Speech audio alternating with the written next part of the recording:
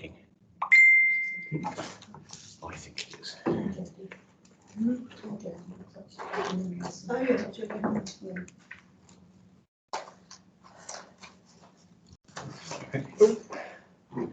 Okay, there's a couple of people downstairs, so I'll go and ferry them up. Robin, do you want me to go? That's okay. I'll Use the lift, Robin. I may well do that. So if I've started the recording, so I'll leave it running, and I'll be back in a couple of minutes. So don't say anything you don't want recorded. And That's right. So Kristen downstairs.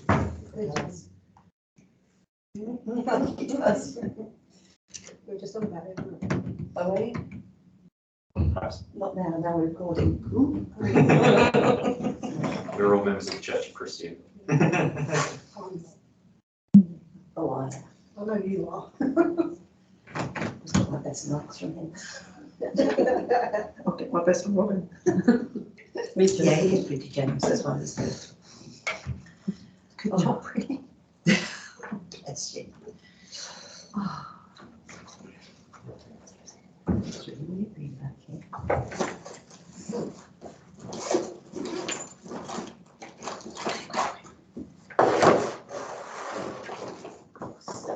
I've got milk and everything, look.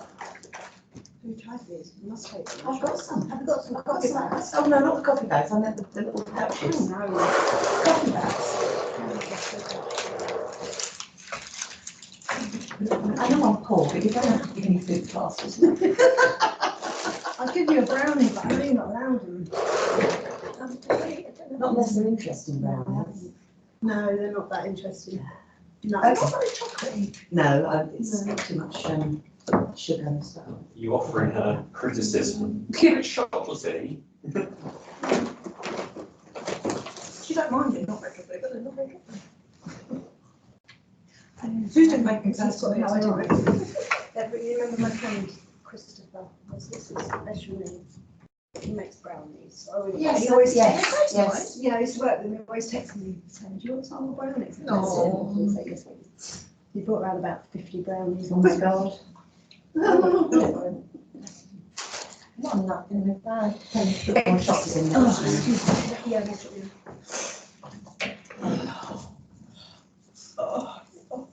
Is this part of your course? No. It's just an additional. We've just been here all morning, so. Yeah. Billy does some presentations. I do mine on, what is your next one? Alcohol. I'm doing next Monday's one. Mine's drinking culture next Monday, and then Interesting. Oh, what The- time? 2 o'clock till 4. And then I think about 2 weeks at the end of March, I'm doing one on Empire, but that's not going to be one like, it won't be a full-on lecture about the British Empire and what it did and what it was. It's more of a discussion about how people feel about Empire now, especially with stuff happening in Russia and Ukraine and I China. get smiling on that. Is this going to be open to the public? Yeah, they're all public. They're all public ones. That's next Monday, is it? That's not next Monday. That's Oh. the end of the month. I think that's the I'll be 29th working of then. March. 29th of March. What's that number? Next Monday is with me, and that's drinking culture. I'm working something. Friday, Saturday, Sunday, but I'm working. Mine's from 2 till 4:30. 2 till 4. Do you think that we've got a different drinking culture now then? Come on Monday. Yeah, come on Monday. That's the best I can recommend you for that. I say yes. We are unique compared to other countries, and it's mainly because of how poor we have been as a country in history. It's, you know, when Americans joke about how bad the food in this country is, Yeah. it's like, yes, mainly because the majority of our population have lived in poverty. That's why we turn to drink, and that's why our food is very basic. There's always piss when I eat it. Yeah, exactly. Kebab. And when you have a beer with a curry, it's all going to touch into stuff like that. How it goes into, it touches aspects of class, gender, all different parts of it. Or do you think that nowadays people just watch alcohol and different?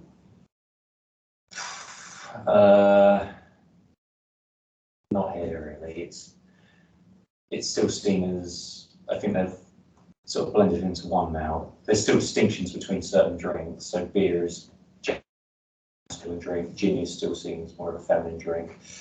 It's also But class it's distinction all class, as well. class isn't there? distinction, and there's a big gender distinction, and historically I'll touch on a bit, there is a big racial distinction as well. I'm doing most of my dissertation on it, so that it's going to be sort of a subsidiary for that. And then for the ladies. Do you look at something that's type from Hogarth, you know, his Yeah, Gin Lane and all of that? and Beer Street. Do you Yeah. go back any further Tried from to huge that? amounts, didn't they, until we brought Yeah. some tax to try to do It wasn't that much though, but in London, some of the evidence shows it was just in London, and it wasn't as big a thing.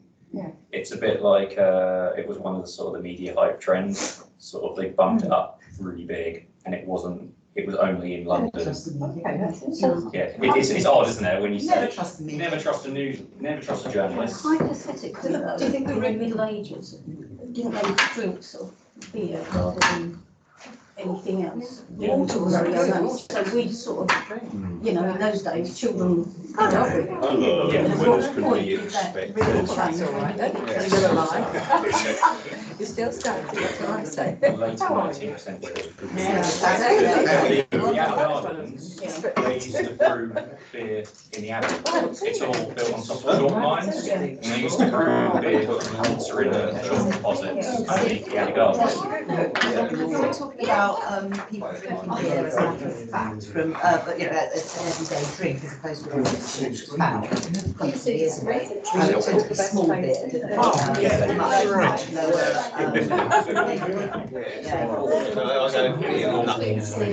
Yeah, because it takes get out around that. It's brewed by mine. Yeah, oh yeah. Anyway, Otherwise, I I did something I didn't like to do. I do looked 8 at. hours worth of it.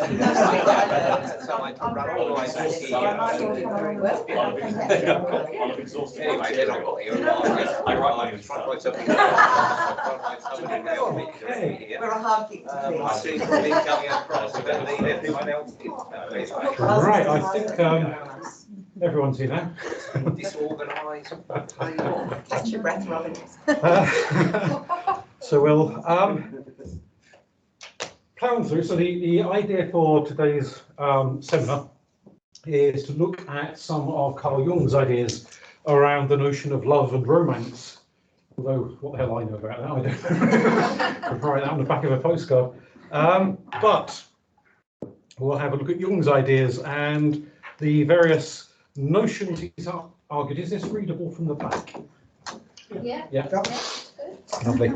The notions he's argued about why we form relationships with people, why we fall in love, and also why we fall out of love, as happens rather alarmingly often, and people turn out not to be quite the wonders we thought that they were on that drunken Friday night and sober up and see what they're really like. So we've kind of looked at the goods and the bads, and his general idea of where romance is ultimately leading us towards. What's the point, aside from the procreation of the species, is there any other point and purpose towards romantic attachment? And as you can see from the quote there, love is always a problem. You can tell a therapist, can't you? Love is always a problem, whatever our age may be. In childhood, the love of one's parents is a problem. And for the old man, the problem is what he has made of his love. Love is a force of destiny whose power reaches from heaven to hell. So if you've lived more than a few years, you'd probably agree with that one. It's has its good points and its bad points. So he's talking there obviously of love in its very broadest sense of any kind of affection or attachment, but will chiefly focus on the romantic type of love for the purpose of this afternoon. But having said that, some of the ideas that we'll look at here, you could equally apply to friendships, you could apply to any kind of platonic, non-sexual type of relationship. And by relationship, I mean where you do actually know their name. And you get to form some kind of an attachment to them, not necessarily just a one-night stand, which wouldn't really fit in with what he's talking about. So the key thrust of his ideas is to argue that we have two sides of ourselves, well, more than two sides, but we'll stick with two at the moment.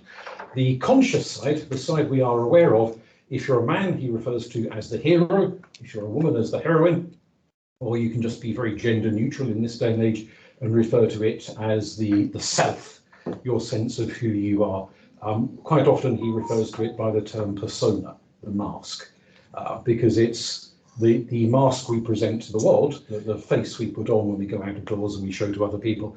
And rather like some actors who spent so long in a role that they start forgetting it's only a role, and they start seeing it as a real lived experience. And anyone of a certain age may remember Jeremy Brett. Oh, yes. Was once, so he's dead now, famous British actor who spent years and years and years and years playing the part of Sherlock Holmes, to the point where his wife died and he had a bit of a breakdown, and he found he could no longer quite turn it off. So even when he went home at the end of the day, he was still being Sherlock Holmes at home, not himself. And if you ever saw him being interviewed, he was very unlike Sherlock Holmes in real life. Very. That's what drove him to alcohol, isn't it? Possibly. I'm finding very badly. He had issues, bless his cottons, but he got sort of eaten up by the role, which thankfully is not massively common in the acting industry, but it does happen. But the mask we put on that sometimes we forget is only a mask, because we get so attached to it. Underneath that, we have a flip side. If you're a man, your flip side is the anima. If you are a woman, your flip side is the animus. And I dare say somebody might at some point today ask about transgender people. The answer is the jury is out on that one. Because it wasn't an issue that Jung himself spoke about at all. Obviously, back in his lifetime, there were transgender people about, but it wasn't the prominent issue it has become in recent years. And the Jungian psychologists who've sort of still alive and with us today, it's not something they give an overlot of thought to. So we can consider possible interpretations of the transgender issue as we go, but to start with, at least, if we stick to the more conventional forms of gender identity. So men have an inner animus and women have an inner anima, and women have an inner animus. Anima and animus are the Latin terms for basically the same thing, male and female versions of the same word. It relates to the word for spirit, for breath, for the animating spirit. That's where the word animation comes from. It's the force that keeps all living things alive. And I'll try not to tip over into religion too much, but the animistic religions of the world, the ones that believe every rock and tree and river, every human, every animal, everything in existence has soul and spirit, are ones that embrace this notion of a universal presence of an animus or an anima, as the case may be, everywhere. It's all over the place. So it's the inner self, which is of the opposite gender to the outer self. So the outer self, the bit you present to the world, you present as a man, you present as a woman. I'm not making here Judith Butler jumping up and down with excitement at the mere mention of the notion of presenting. And inside you have this other part to you. It's an undeveloped part. Now, Jung was writing in German for the most part, and when it's translated into English, it's often referred to as the superior and inferior part. Let's not get too carried away. Obviously, that does have a bit of an iffy implication if we're being coming at this from sort of feminist angle. It's not really meant to be understood in that way in German, the way it would be understood in English. So it's superior only in the sense that it is the developed bit of you, and the inside part is inferior only in the sense that it's not very developed at all. It's hardly worked on. So it's not inferior in some moralistic, preachy, finger-wagging sense, it's just undeveloped. So if we think of this as the developed self and the undeveloped self, then that's perhaps a more 21st century spin on the notion. So and again, almost entirely what he was writing about was straight people rather than gay or bisexual people. He did make some mention of that, and we'll touch on it as we go, but we'll stick with the straight version of this for the moment, because that's primarily what he was writing about. So the straight man has an inner image of an anima, this idealized woman, and the straight woman has an inner image of the animus, her idealized man, that she finds attractive. Now, when you are a child, you initially attach, bearing in mind that Carl Jung was a student of Sigmund Freud for a few years before they had a massive falling out and started waving their handbags at each other and never spoke again. As you do, very hissy fit, but that was Freud all over. Never met anyone as hissy as that. Well, never met him at all. Anyone as hissy as that, but you know, it's not uncommon for therapists to sometimes be in desperate need of a bit of therapy themselves. So the Freudian influence permeates there in that the very first love object, and please don't take that phrase love object in a stone market sense, it's not meant that way at all, is your mother or father. So it's an attachment to the parent of the opposite sex that initial bonding is made with. So in the bit there where it's the italics, so on the left-hand side, you've got Eve, Helen, Mary, and Sophia, and muscle, romance, words, and meaning on the right-hand side. The Eve side is the primal woman, as in Adam and Eve. And that primal woman for the young boy is his mother. It's his emotional attachment figure. And that could be a very healthy, very happy, very nurturing relationship. But equally, of course, you could end up with the mother from hell, and it's a very destructive, unpleasant, caustic relationship. Or you might grow up in an orphanage or something and have no mother at all. Maybe no stable mother figure to replace her. It's just a succession of care workers who come and go, and there's no sort of central stable figure in a child's life. So it can go tragically wrong in a whole variety of ways, which are no fault of the child. They're just circumstances. Life happens and things go wrong. But that primal image is the first one. And Jung, although he did ultimately end up disagreeing with Freud on quite a number of issues, he nonetheless felt that Freud was right about that one, that the initial imprint on the parent of the opposite sex, even when you're 40, 50, 60, 70, is still a dominant influence in your understanding of the other sex and how you relate to them in either a positive way or a negative way. It's that initial love object.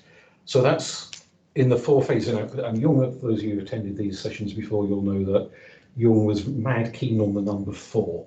Everything is arranged in sets of 4. He must have had some very unusual experience with the number 4 when he was a small boy, because it obviously imprinted on him for the rest of his life. So you get these things in sets of 4. Other theorists favor other numbers and you get other sets, but for him it's 4. So the Helen image is Helen of Troy, the face that launched 1,000 ships, and she must have been a bit battered after that, swinging her against the side of the ship.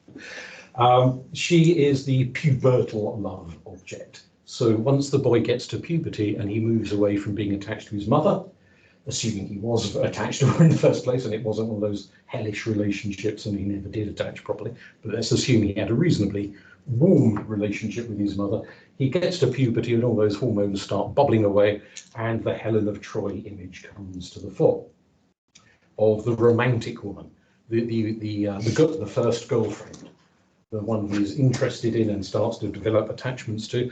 And some people, of course, do end up marrying their very first girlfriend. It becomes their lifelong relationship. Others, there's about 412 girlfriends before eventually they find one to settle with, if they ever find one at all to settle with. Not everybody does, clearly. But it's the sexualized woman rather than the desexual figure of the mother.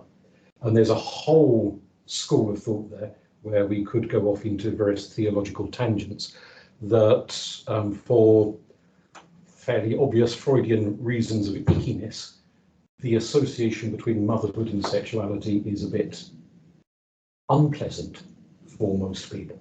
It's not something that they wish to think about in any great detail, of their mother having a sex life, or indeed their father having a sex life for that matter. And so it tends to get pushed to the back of the unconscious mind as something we don't particularly want to think about in any degree of graphic context. And so the mother figure becomes, even though obviously she's only a mother because she's had sex at some point, but even though there is clearly a sexual substrata to that, the sexuality gets stripped away, which can be severely problematic. Not uncommon for mothers who are divorced or widowed, who then want to start a new relationship with another man at some point to find their teenage children strenuously objecting to the very idea that mother could have interests of various sorts, and not wanting to think about their mother in that context. So that becomes a kind of an issue that the youngster has to deal with and get their head around, that their mother is also a woman. It sounds like a fairly obvious statement, but it is a more rounded figure than only being in the mother role, that there's more to her existence than just motherhood. But also, if we want to risk offending several billion people around the planet, we can think of figures like the Virgin Mary as the desexualized mother, of these iconic figures of womanhood, whether in the saintly sense or as potentially in some cases as goddesses and various other leading central figures in religious and other types of movements, who exist as a mother role, but with the sexuality taken away from them, so that they become safe figures to look to. They are, yes, they're mothers, so there is the implication of sex, but in no other context are they thought of as more rounded figures. And that, for Jung, is a sign of someone who is rather trapped in that Eve image of only being able to see that ultimate figure of motherhood in a rather, well, if it was a man, we might say a sort of neutered, castrated sense. I'm not sure what the female equivalent for that would be, but in a kind of a desexualized sense, where she's no longer the more rounded figure, the Helen type figure. If we want to put Helen in a more religious context, we'd be thinking Aphrodite, Venus, the various goddesses of love from around the world, where their sexuality is front and center, perhaps more so than anything else. So the sexualized woman is also often from the male perspective, and what Freud, Jung rather, is really arguing here is that this is not necessarily how women actually are. This is how men think women are, because this is how men relate to the anima in themselves. It's not an objective, accurate assessment of what real women are like. And vice versa, when we're talking about the animus in women, it's that themselves that they're ultimately relating to, not actual real people in any meaningful sense. So the girlfriend figure, the romantic sexualized figure, may be seen as lopsided in the same way that the mother is lopsided and stripped of her sexuality. So the romantic figure is stripped of her potential to be anything other than sexual. She can't be an intellectual figure. She can't be a future mother. She's just girlfriend material, as it were, rather than a rounded character. And that's the problem with these 4 stages. They're meant to be phases that somebody moves through in the course of their life. Step 1, step 2, step 3, step 4. Some people get fixated at a certain step and they don't really go any further than that, which leads them to have hang-ups in themselves, but also then starts to affect their relationships with real people, that they're not relating to real people in a balanced sense, only in a rather dysfunctional kind of a sense. If anyone does have any questions, do stop and ask, otherwise I'll just talk incessantly for hours. Mary, in this sense, is ironically the Virgin Mary again, but in a more rounded role than the role we just talked about a few minutes ago. It's the figure of the mature woman, the middle-aged wife rather than the sex kitten girlfriend. So the more stable, more mature woman, someone that the man is relating to as the mother of his children, his wife, hopefully his beloved, his companion in life, someone he has seen through many phases of experience, rather than only in the sort of romantic girlfriendly role or only in the mumsy role. Some men do struggle to see their wives as rounded figures. They may see them in a rather one-sided sort of a way. So we could flash back, perhaps. Hopefully it's not as much of an issue now as maybe it used to be, but a not uncommon perception in the Victorian and Edwardian eras, when Freud and the Jung were writing the Madonna whore split. The notion that the wife is the kind of virtuous, prissy slightly Mary Whitehouse type of a figure at home who doesn't do anything dirty. And you have the Helen's good in mistress. the bedroom and Mary's good in the kitchen. Yes. Yeah. Essentially. You can have both. Come on, Susie. Not the same thing. So not everyone makes it mentally to that point. Sophia is although in artistic depiction, Sophia is normally shown as a younger one, but Jung is using Sophia here as an image of the wise old woman, the sort of grandmother figure, the figure of wisdom, knowledge, insight, years of understanding, and cunning, I suppose you could say, knowledge of life and the ins and outs of life. Again, for some people, often a desexualized figure, kind of abstracted from the past and just set as this grandmotherly figure in a very... the crone. Yes, very much so. Yeah. The wise old what's it that has to be consulted. So you've got those kind of four elements there. And again, just to emphasize, this is primarily what Jung is saying is this is how men imagine women to be, because it's how they relate to part of their own psyche. It's the undeveloped bit of their psyche. And until they go and pay for a lot of therapy or go and sit up a mountain with a guru or something, their undeveloped side will stay undeveloped.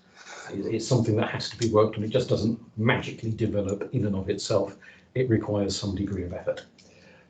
Each of those four archetypes has its light and dark sides. The light side, generally speaking, the positive, helpful side, the one that people find it easy to relate to because it's nice. And the dark side is the scary, disruptive side. And that understanding of light and dark reflects a combination both of cultural views, so the part of the world you're reared in will emphasize certain issues over others because of the general culture, but also personal issues that are peculiar to you and your life and your relationships. So if you've encountered someone who is, for example, one of the archetypes he talks about in this context is the dark mother, the devouring mother, the sort of domineering, overbearing battle axe who will not allow any of her children, male or female, to grow up. They have to be infantilized forever, no matter how old they get, because she cannot face life outside of the role of motherhood. And if she's no longer needed as a mother, what the hell is she? Obviously, she could be all sorts of things, but the fear is that she'll be nothing, which is why it's kind of clinging on like a limpet to the children and not letting them loosen the apron strings as they go. Well, since you said ask me a question, I can make observations. There was a actually I was so pathetic. I only watched it about 2 or 3. There was a sitcom with Ronnie Corbett that was called Sorry, where he was where actually his father and himself were completely dominated by the mother. Yes. And that, I think it was a father. They got married. The mother and father got married. They had a son and a daughter. I can't remember this daughter, but the daughter had just made the break, and mum, oh please don't leave me. No, she said, so, no, the daughter had made the break and got married, and she was trying to encourage, Ronnie Corbett, the son and the father, to do the same, to break up. And it just every time he'd have some way to Ronnie Corbett would have some scheme to try and get away from his mother. It always failed. Yes. Well, actually, in the end, it just got pathetic. It just got pathetic in the end. Sitcoms do tend to milk their jokes a bit much, but that's a good example of a sort of domineering, dark mother, the devouring mother, that even when her son was whatever age Ronnie Corbett was at the time, still won't see him as anything other than a small child that needs to be mothered and smothered. The point Jung is making on this is, yes, it is a problem perhaps for the woman herself, that maybe she is a bit of an overbearing dragon, but it's also a problem for the son in the sense that even if his mother fell under a bus and died, he'd still have that domineering image in his mind, and the chances are he'd go out and find some other woman to fulfill the role. In much the same way you get a lot of people in destructive relationships which end, and then within a fortnight they've found somebody else just as horrible as the person that they've gotten away from. Yeah. And the situation repeats. Is there an explanation for that? For why? Fear of the unknown. Is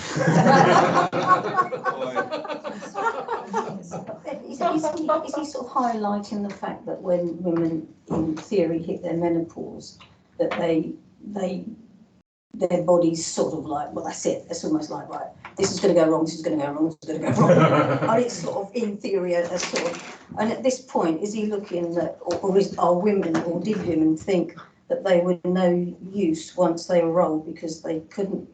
It's a deep psychological. That's to a point.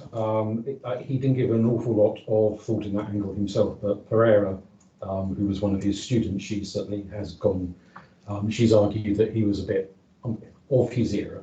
You know, he had views common to the 50s and 60s, and that she, being a more modern sort of person, has more modern views and kind of, I don't want to say it's a feminist slant on it, but approaches Jungian ideas from a woman's point of view rather than from an old German man's point of view, to understand, or Swiss in these days, understand those kinds of notions and concepts. So others have gone down that line.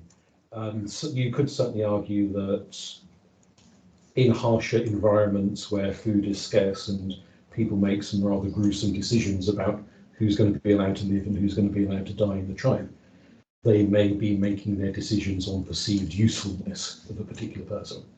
And sometimes that usefulness may boil down to fertility. Is this person likely to have more kids or not? So this is an age-old sort of issue about women, basically. Yeah. Although in many societies, being the older woman or older man for that matter, you become the admired figure full of wisdom and knowledge, and your use is your knowledge rather than your capacity for yet more kids. But that's more open-minded, sort of. usually societies with more food to go around. It's and to a horrible extent, compassion is a luxury of surplus food. It's very easy to be compassionate when you've got plenty. It's very hard to be compassionate when you're all starving and you're wondering, do we eat granny yet? and that's when horrible decisions get made. A bit chewy, I would have.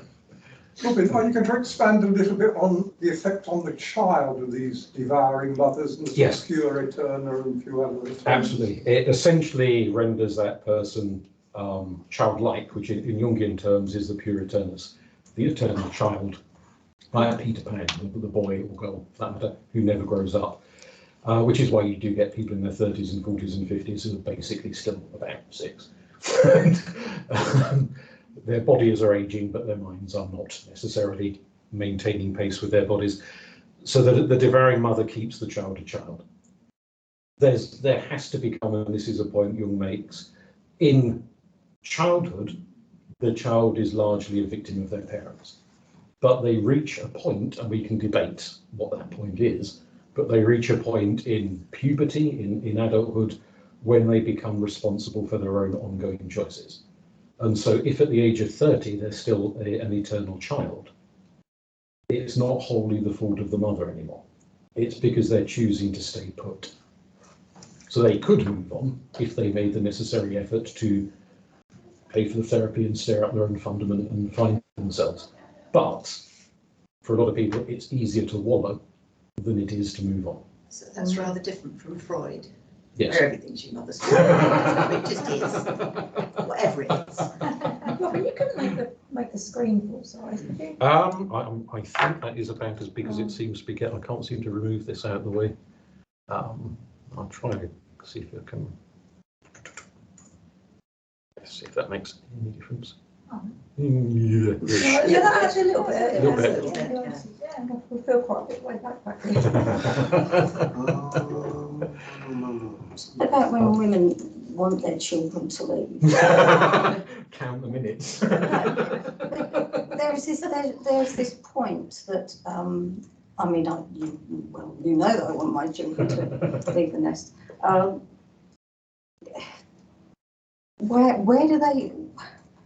Where does that crossover come to let them be adults then? Well, Jung's argument is that of these various dark aspects, as well as the devouring mother, you also have the cold mother, the one that's there to cut off. Now that can manifest in destructive ways. I can't remember the name of that Hollywood actress from the 40s and 50s used to beat her kids with coat hangers. Jung Dream. Thank you. And one of the kids wrote "Mommy Dearest," and how cam she was and awful to them. So that's like the nightmare side of the To be fair, she was awful to everybody. Right, yes. Somebody else wrote she had 4 stepdaughters, Jung ago, 4 stepdaughters, but 2 of them wrote books saying she was absolutely lovely, and these 2, the mummy dear one who wrote Mummy Dearest was just after the money. She said she was all. I'm sure there's money on both sides of that publishing deal. But the useful side, and the point that Jung makes, is that all of the archetypes, good and bad, have the capacity to be beneficial if they're understood in the right way and used in the right way. So the capacity to be beneficial of the colder mother is to push the child or the fledgling out of the nest when it needs to go, rather than leaving it to sit there and sit there and sit there until it's bigger than the nest is. So in theory, you should be trying that at about the age of 7. No, seriously, to put that seed in that you will be independent at some point. And if you don't do it at that stage, and they suddenly get to teenagers and they have a really bad puberty bit, and they still need their mummy, So it's teaching children from a very early age. Yes, they do. You show them all the sort of dangers, etc. And then when they're about 7, you start to say, well, this is. And if you don't, then you could have the 30-year-old. That's essentially the Jesuit argument. Give me a child when he is 7 and I'll give you a court case when he's 14. So it's fine. There's a lot to that. Peterson makes an interesting argument. He's very keen on Jung, that there is a distinction between the mother role and the father role. The mother is usually the more nurturing. The father is the one that pushes the child to independence. And that sometimes culture goes too far one way and sometimes too far the other. Where it goes too far one way, you end up with a very harsh culture that allows for no kind of weakness at all, and everyone's got to, like Ayn Rand in America, the political theorist, everyone's got to be responsible for themselves almost from the minute they're born, practically. Whereas the other way, you end up with possibly what we've got at the moment, a culture of extreme dependence, of people wanting to be perpetually looked after rather than having to stand on their own 2 feet. So there's too much of anything. It's a bit of a Goldilocks element, too hot, too cold, just right. And what Jung is encouraging constantly is that we get our porridge just right. Otherwise, we're going to have problem after problem after problem. The animus side for women, so in a similar vein, it does annoy me slightly that Jung goes for names of iconic female characters from history and doesn't bother with men.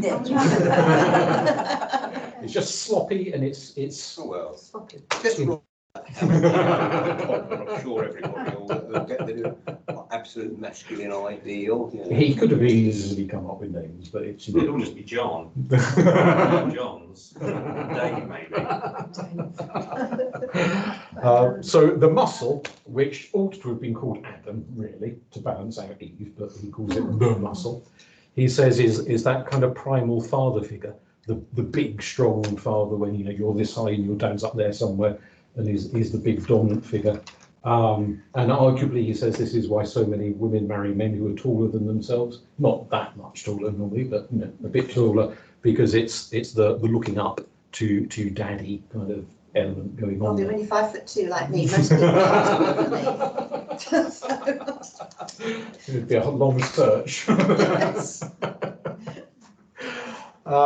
So it's that kind of raw muscular element. Again, just as Eve is the primal figure that forms the basis of all adult relationships for boys, so the muscle, the Adam, whatever you want to call it, is the primal figure for relationships for girls as they get older. And that kind of draws, so arguably the reason why so many male pin-ups are big, beefy, buff, ripped guys rather than Harry Potter or something. So, there's a tendency to go for that because it's the muscle.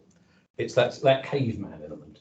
And you could argue an evolutionary function there that for almost the entirety of human history, you're better off with someone who's a bit big and beefy and ripped to defend you from rival tribes and lions and tigers and bears and whatnot than you are with someone who is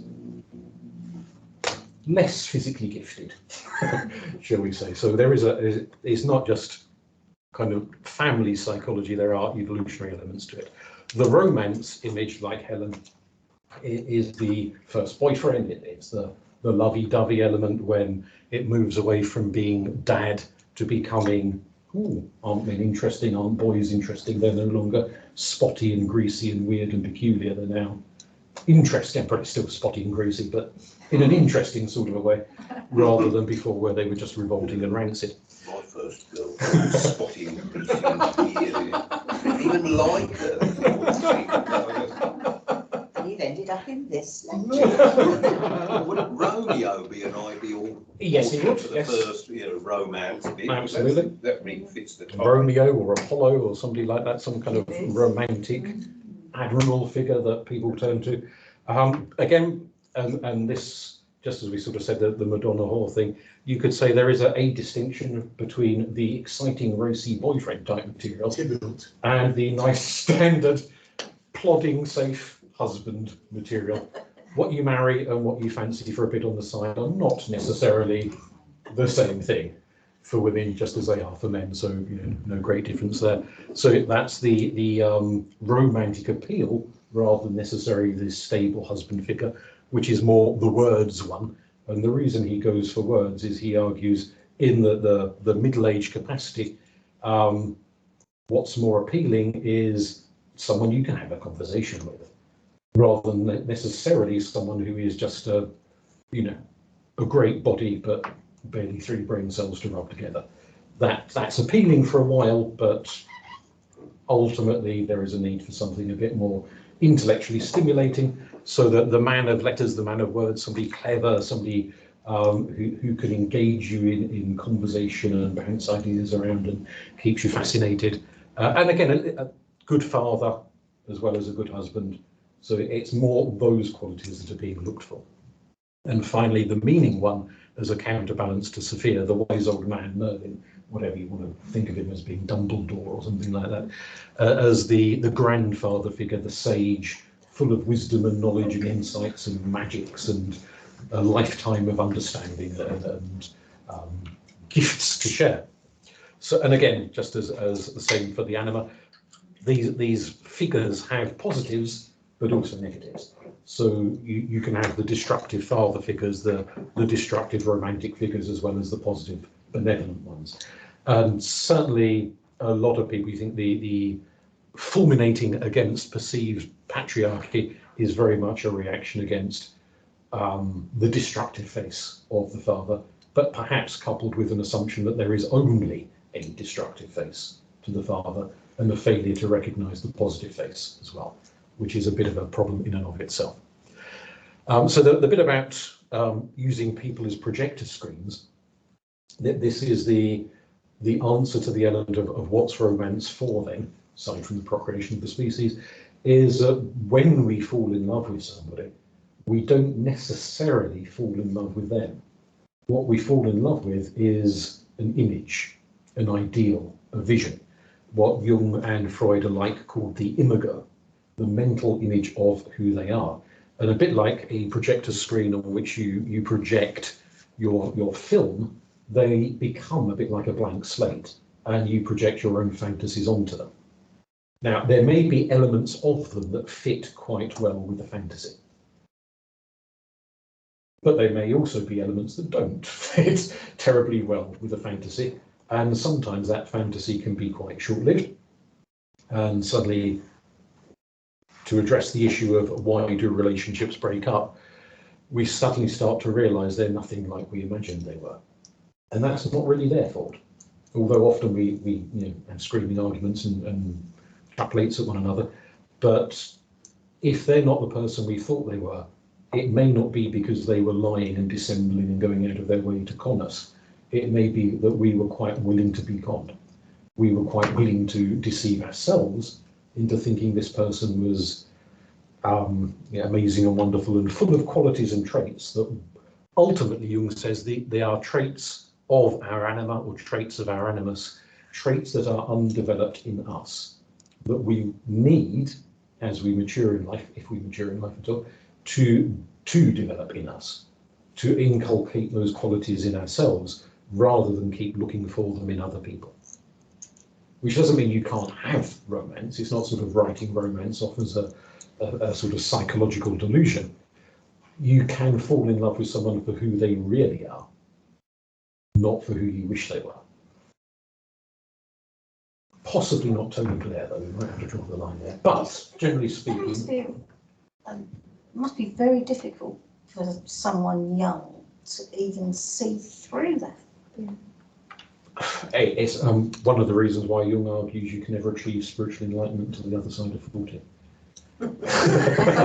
He was the other side of 40 when he said that. Well, Jesus Christ was only 33 when he died. Ah, well, I guess he made more of his 33 years than most other people did. So that's a midlife crisis, isn't it? It's why professors run off with their 18-year-old students. What's their... Have you seen the 18-year-old student? But it is, it's that sense of the search for something, Yes. the feminine side of themselves, Yes. that they're projecting outwards, and they've found that they reach the age of 40 and they've got it wrong. Yes. You know, it's like you said, that you all said about Vikings at 40, the rest is just a dress rehearsal. Absolutely. And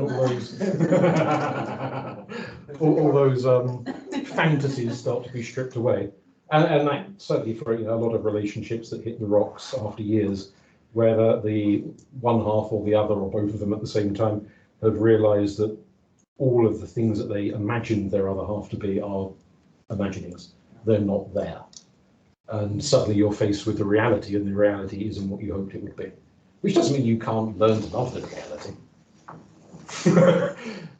But it's a challenge. And so, as you say, it's easier to run off and try and find another fantasy figure, whether that's a research assistant or somebody else entirely, but another fantasy figure to replace the disappointing reality of what the husband or wife actually is, which is no long-term solution. It might be fun for a few weeks, I imagine, till you put your back out, but ultimately it's just going to repeat the problem of replacing fantasy with fantasy. And Jung is advising that we try to replace fantasy with reality. So not only the reality of the other person, but also the reality of ourselves.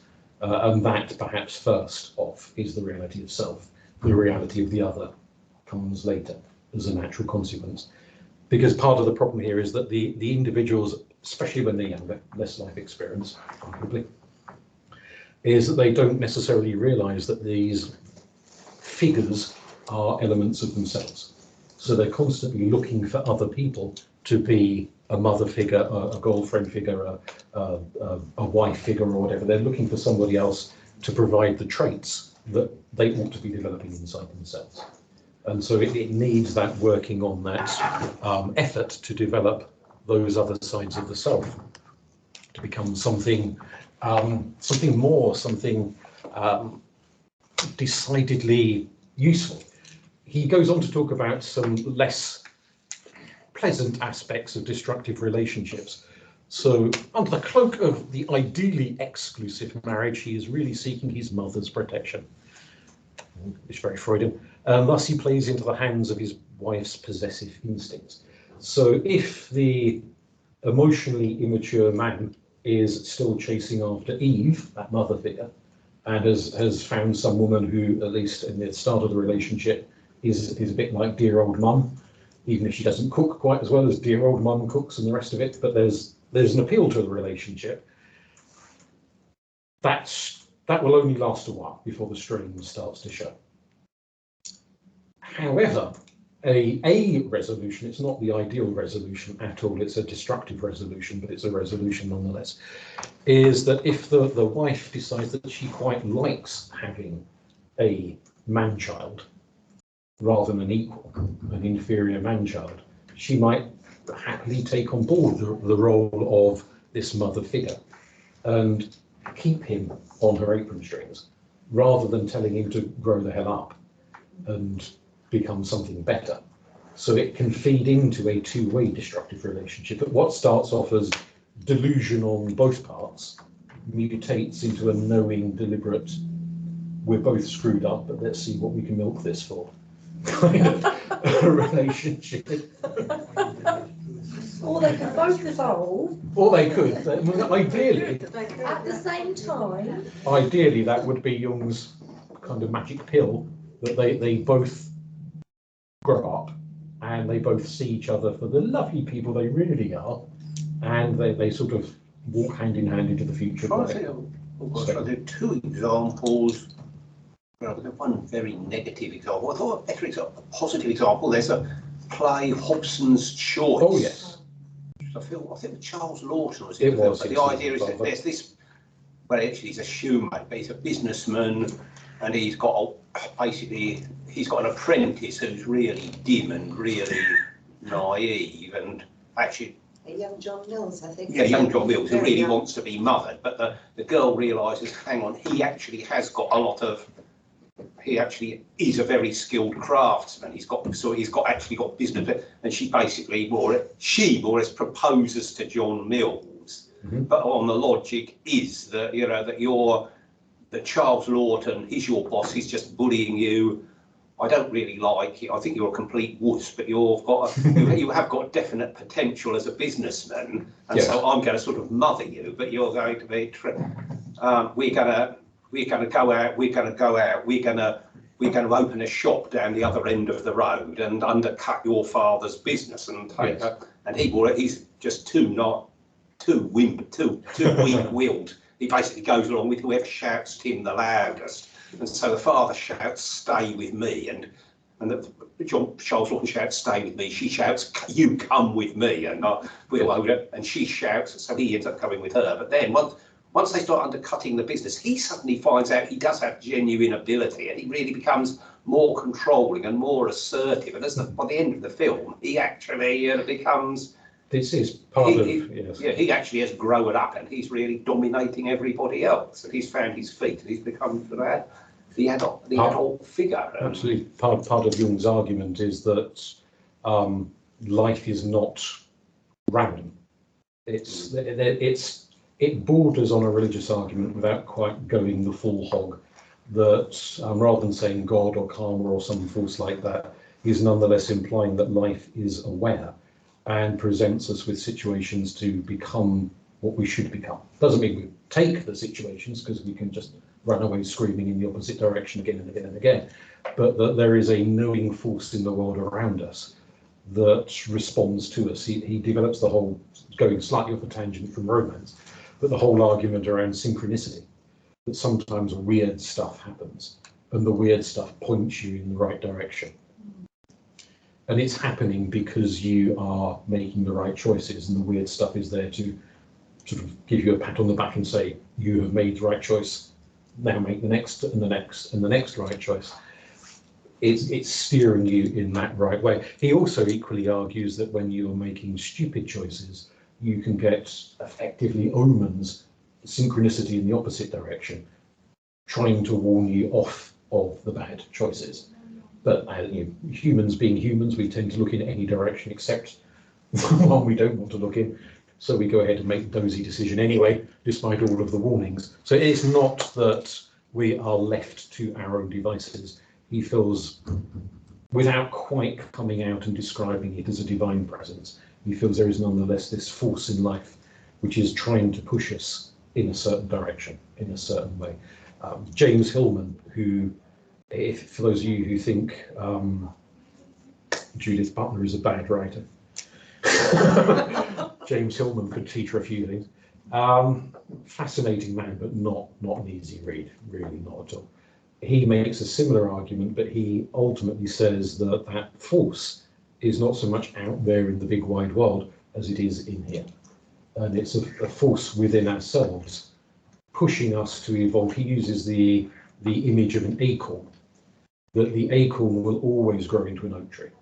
Now, it could grow into a 400-foot tall oak tree, or it could grow into a little bonsai, weird little shriveled up oak tree, depending on environment and situations. And in a similar vein, there's like a huge oak tree version of us in potential, and there's a shriveled up little bonsai version of us in potential. We could go and be the best we can be, or we could be the worst we could be. that potential is constantly there at play. There is a part of us pushing for the good, pushing for the great potential. And that's why we have these strange synchronicitous experiences. It's ourselves creating circumstances around us rather than necessarily an external presence creating those weird happenings, which could include dovetailing back into a relationship, pushing people into the right kinds of relationships rather than the wrong kinds of relationships.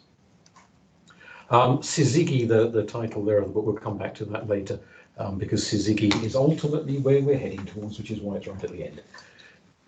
This goal of harmony. So the first part of life, those first 40 odd years, give or take a fortnight, for men it's pulling away from their mothers and trying to establish their sense of independence, their sense of separation, and girls from their fathers. And then as we reach maturity, we come back round again, and we start, at least we do if we're wise and sensible and going in the right direction, we start to look for that inner feminine or inner masculine in ourselves once we've established separation from the human masculine or the human feminine that's dominant in our lives, or at least was dominant for the first half of our life. So what you spend one half of your life trying to get away from, you spend the other half of your life trying to get back to, but ideally in a more constructive fashion, by realizing this is a force inside you rather than a force outside of you. So rather than chasing flesh and blood women or flesh and blood men, you're looking for those traits, those qualities inside and trying to develop them. That's the way to attain psychological wisdom and psychological stability. Some people give up the point, give up the struggle of trying to find that inside themselves to the point where Jung argues that anima or animus can effectively die. Not everyone agrees with him, even amongst his own students. There are other Jungians who say, well, no, it's always there, and it can always be redeemed, even when you're 70, 80, 90, it's still there. But he felt that actually if you screw up too much, that inner spark will just flick out and there'll be nothing there. And so you stagger on living, but the light has gone. I'm sure we've all possibly met people, they're walking around, but there ain't no light on in all sorts of ways. It doesn't sound like a very nice existence, and certainly he sort of lists things like rigidity and emptiness. The Scottish psychologist Ronald Lang, he wrote quite extensively about schizophrenia. He's considered a little dated now in some of his claims around biology, but one of his arguments was that a constitutive factor of schizophrenia was this profound sense of emptiness, or he saw no end of patients who felt like they weren't real people. They were just puppets going through the motions, and that they were controlled by something else, kind of like glove puppets. They weren't real. And that feeling of not being real is, or at least it used to be, a recurrent diagnostic criteria for severe mental illness. It's interesting you saying that about, when Jung wrote the Red Book, or when the Black Books before, his having those experiences. I mean, he feared that he was having a schizophrenia. Yes. And saw it as a kind of sort of, and the whole purpose, or the main purpose, is for him to re-establish contact with his lost soul. Yes. So that, those same effects are sort of kind of mirrored both in the schizophrenic condition and in his search for soul as well. Absolutely.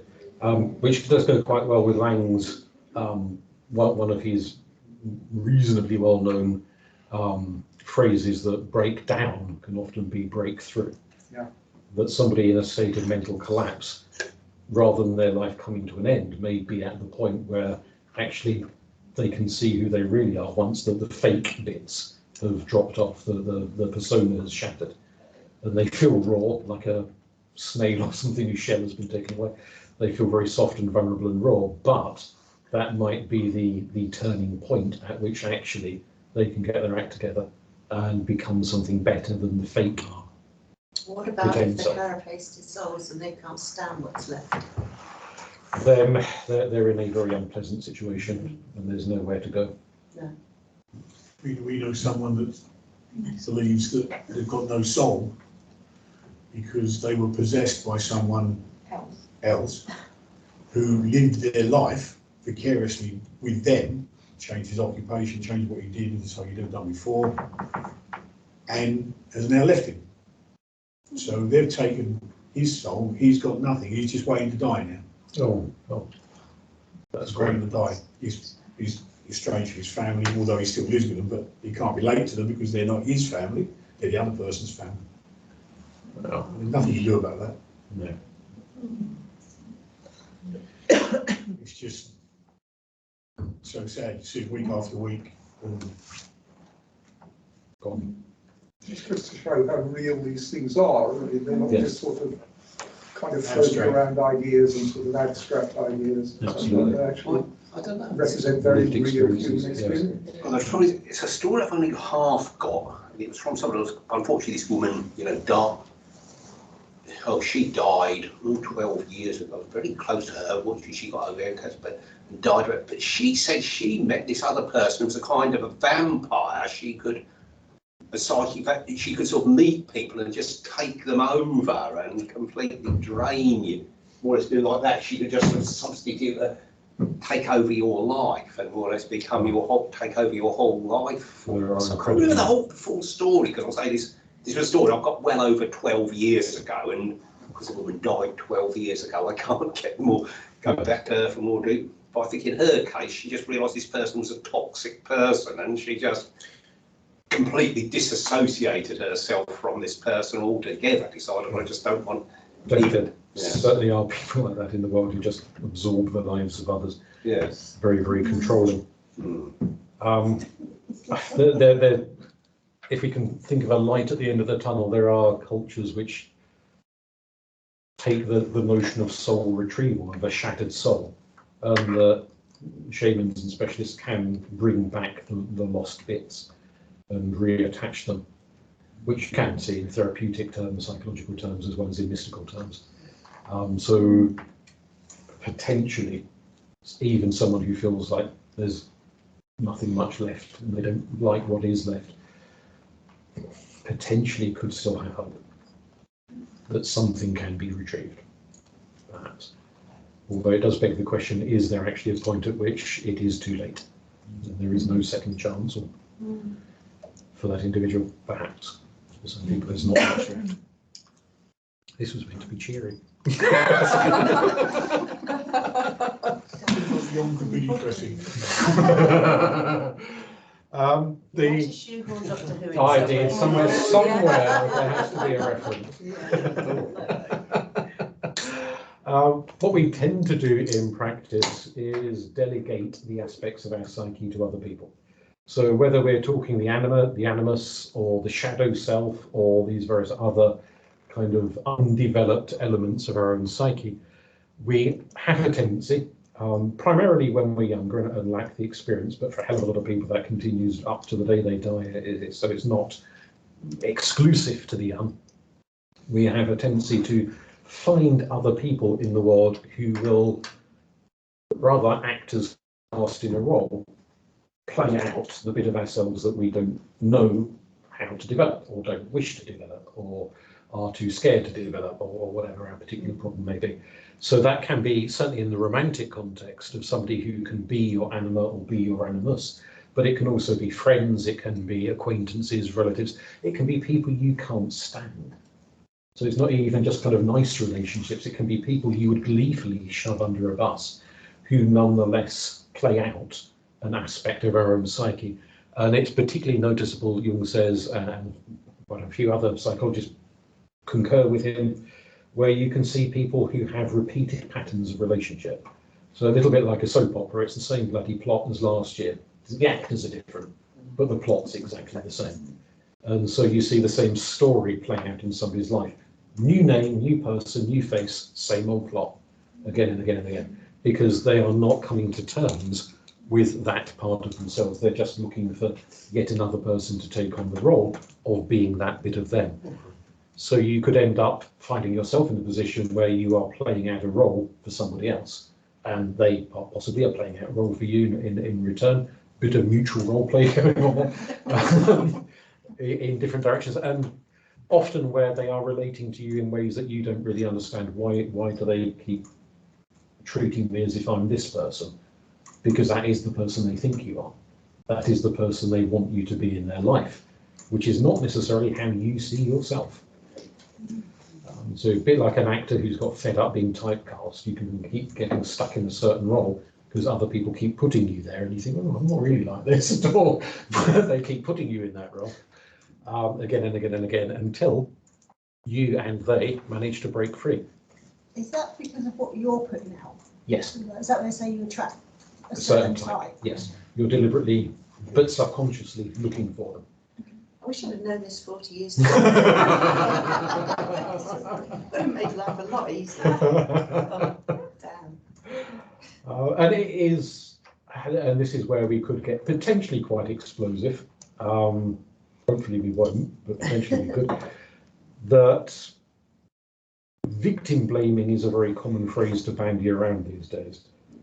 Jung, I suspect, I mean, obviously in his lifetime they didn't use that phrase anyway, but even if somebody had tried to use it, I suspect what he would say is that it's not about blaming the victims, it's about the victims recognizing their own capacity for choice.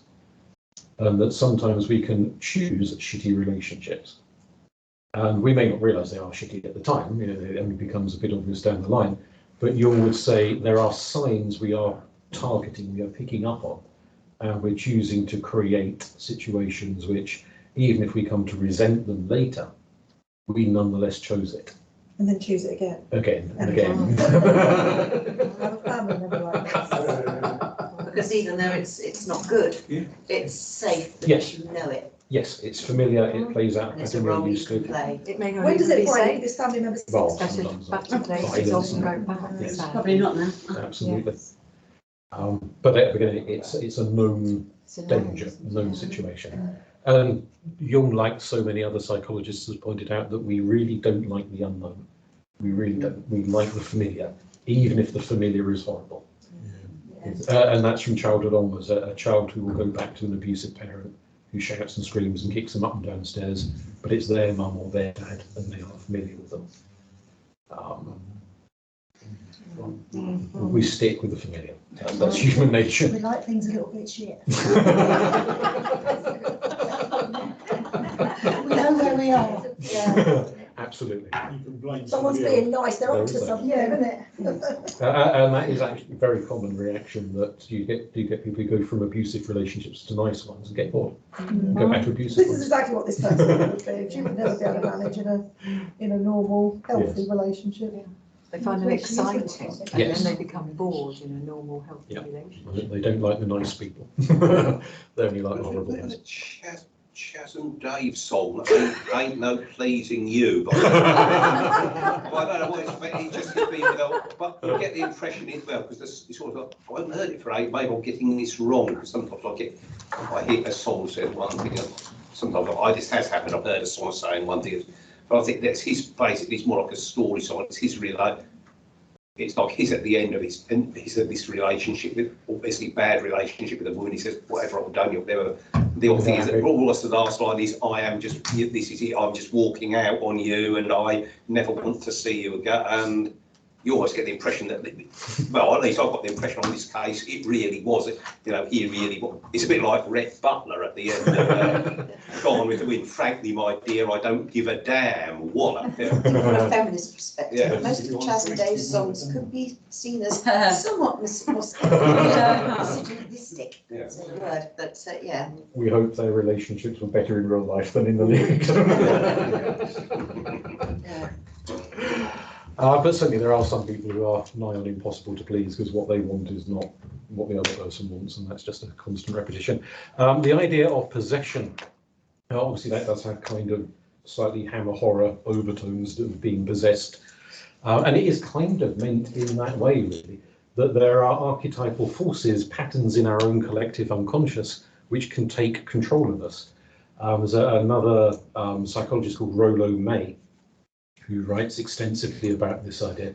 He likes a Greek term, daimon. A daimon in ancient Greek myth is a spirit, but it's a very one note spirit, which is what distinguishes a diamond from a god or a goddess. Gods and goddesses are complex. Diamonds are like one-trick ponies, who are just one thing. Hate, love, hope, fear, whatever. And they can be nice things as well as unpleasant things, but they're just the one thing. And for Rollo May, these diamonds are, he doesn't understand them in quite the way the ancient Greeks did. He says that these are complexes of the unconscious mind, and they can seize control of the individual, who then becomes obsessive. Who's this about the diamond? Rollo May. And when you're in the grip of this kind of obsession or possession, you often aren't even aware you are in the grip of it. So a bit like those stalkers who get fixated on celebrities and have a million photos of some actress or another and stalk them and get all creepy and weird. Don't consider themselves to be creepy and weird. Everyone else thinks now. they think they're quite normal and they're having a loving relationship with somebody they've never actually met. And that kind of an obsession is an example of what Rollo May is talking about. Jung distinguished between men possessed by their anima and women possessed by their animus in ways that don't always necessarily go down terribly well with the 21st century audience, because it is a very 1960s view of gender relationships. So the man possessed by his anima becomes a very negative stereotype of a woman. Very weepy, waily, emotional, bit of a drama queen, chucking hissy fits all over the place, and very, very impressionable, very easily bullied. So it is sort of the stereotyped bit of a drip, really, as a result. So the bit about being harsh and unapproachable, Jung says there's often a dichotomy of the office tyrant who goes home and becomes the sort of little meek, mild, henpecked little man at home. And so the office staff are scared to death of him, but he's scared to death of his wife at home. A bit like what's his name, Captain Mannering, the sort of thing, Dan's domineering wife. I've heard of anima possession being sort of applied to transgender people, with the idea that the anima is so hugely developed. Yes. In a way. Yes. Which in a way seems to suggest me more a sort of sense of soul and a sense of relationship to soul. Yes. Than this idea of anima possession, which has a negative kind of stereotype. It is, and certainly as far as Jung is concerned, it is a negative thing. Yeah. Some other writers have suggested what we're looking at with transgender people is maybe a contrasexual dichotomy. So their anima and persona, or animus and persona as the case may be, have flipped round. Yeah. So that they even though they've got a male body, they identify with the feminine. Therefore, they would have an animus as their undeveloped self. And so there'd been the opposite state of mind to the one you would assume that they would be in just from looking at their body. But in a similar way that it would be the need for integration rather than necessarily it being a positive thing. So with the world and how it's changed with the digital world coming along and how young people are now developed through so much media, etc., are they so far apart from this? Are they developing in a different way? There is an interesting discussion with online communities and the ability to be who the hell you want to be. So I could go online and pretend I'm an 85-year-old Chinese lady, and who the hell is going to know otherwise if they never actually meet me? So I can manifest as who I want to manifest as online. And so certainly it's very common for people to pretend to be different genders, different races, different ages, not just for reasons of fleecing people out of their savings, but just because they're bored and they want to go online and be somebody other than who they normally are. So it's obviously, I wouldn't get away with claiming to be an 85-year-old Chinese lady in a pub. Online, I might do. Often. It's just another step on from, say, from acting. I like amateur acting, and I do enjoy playing characters very different from me. So it's just another step onwards, I suppose, isn't it, with the available technology and just kind of branching it out in much more radical directions of. And frequently in anime online, you know, people often choose to be something very different from what they appear to be in real life. Yes. Although technically in real life you can be anything you want to be. You can identify as whatever you can. You? You could in effect be a 86-year-old Chinese lady who stood in the pub talking with you. Well, there's not an awful lot I can say. That's what I identify as. Tony often chooses to be a woman in his bit because they have different fighting abilities. Which at first I thought was strange, but then he goes, oh, she's got this, she's got that, she can do this, she can do that. So how that changes,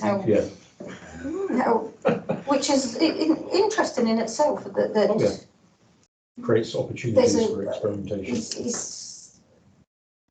Is through the digital world, is there beginning a change of? And certainly one of the critiques made of Jung is that he is quite of his era in how he sees men and women, and that maybe 2022 we've become more fluid, more flexible, have different ideas, and so it's not to ditch everything Jung is saying, but to suggest that maybe a more nuanced idea. It's very difficult to. You can't lose all of this because we're inbred to have so many things from our past that we don't know that we've got. But it's now got a really different twist. Yes. So that's even more complicated. Potentially, or in some respects, it may be better in that you can imagine perhaps Freud discussing, Jung discussing with some patient in 1955 about the need to get in touch with their feminine side. Might have had a very resistant response, but if we were to say to somebody in 2022, depends who they are, I suppose, far fewer people would get stroppy in 2022 if you said you need to be more in touch with your feminine side or your masculine side. It wouldn't be seen as the insult it would have been in the 50s. So we may be more willing to go along with the kind of changes that Jung would have approved of in his day, although it's moved on to a slightly different level now. The anima possession for a woman, if she's not come to terms with her male side, is to become very assertive, very aggressive, very forceful. And again, this has led to criticisms to say, is this just a bit of a moan about any woman who is not meek and mild and submissive? But I dare say equally we can probably think of people whose levels of aggression are so off the scale and disproportionate to what they're being angry about that there does seem to be something rather odd going on there.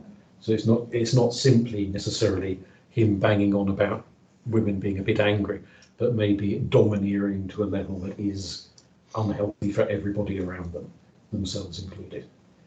So the kind of the one being too submissive, the other being too domineering. So would you describe women that are very, very matriarchal, more possessed by their animus? He would, in the sense of matriarchal to the point of controlling everyone in their family and allowing no freedom. It's a form of tyranny, and he associates that tyranny with the animus dominance, that kind of macho, competitive, domineering element. So even though they are very much the mother of the family, there's no kind of gender confusion about that one, but they're domineering in a way that's very male. Mrs. Thatcher and her cabinet. Yes. But she wasn't human, so that doesn't count. She be a beast.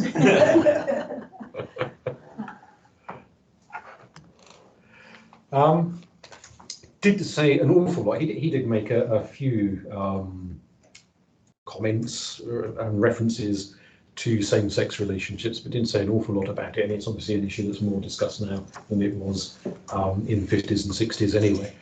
But he was of the opinion that there were two broad categories: people who were naturally gay and others who were doing it for pathological reasons, who were pathologically, in other words, they weren't naturally gay, they were gay by default, in that they just didn't like women. And it wasn't that they did like men, it was that they didn't like women. Whereas the ones who were naturally gay were the ones who genuinely did like men, or for lesbians genuinely did like women. So he saw a sort of a healthy and an unhealthy option For the ones he felt were genuine, he had no, he said, well, they don't need therapy, just get on with it. But for the people who were pathological, where their sexuality he felt was the result of an intense dislike of the opposite sex, then he said there was a need for therapy there, because he said that's not a healthy choice, that's a neurotic choice, and that one needs addressing. And that's, he said, again, to do with their failure to come to terms with their anima or animus, as the case may be, that they had such a hostile relationship with their inner man or inner woman that was tipping over into their relationships with actual men and women in the physical world. Bauer, kind of picking up on the transgender topic, to an extent at any rate, has said that rather than talk about inner man and inner woman, why not use one of Jung's other phrases, which was the contrasexual self, which just means the opposite gender to whatever you are. So that if someone, regardless of their biology, if somebody identifies as a woman, they would have an inner man, even if physically they are not necessarily a functioning woman, as it were, and vice versa.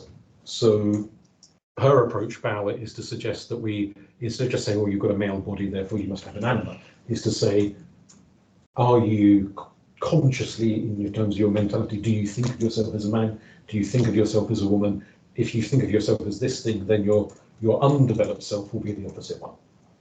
So you could have somebody who is biologically male, whose undeveloped self is the male part of the animus, sorry, and vice versa. So it just puts it in a slightly different context. And so although that's not about being the same-sex relationship, that's about the gender issue at play with transgender people. But in the same vein, having argued around the idea that straight men were seeking their anima, their ideal woman, what's a gay man seeking? Well, people like Bauer and Mudd, there really are people in Mudd called Mudd. The argument there is that what they're seeking is their idealized, undeveloped self. And that's not necessarily specifically male or specifically female. It's an idealized but undeveloped self. So it doesn't matter if you're talking to a straight person, a gay person, a bisexual person, whatever they are, they're seeking their undeveloped self in a partner. And that partner could be another man, it could be another woman, it could be the opposite sex. These days there's a variety of other options on that scale as well. But that's what they're looking for, the undeveloped self. So essentially Mudd is saying it's basically the same thing. But if you take the gender context out of it, then it can be related to a much wider audience than it has historically been related to.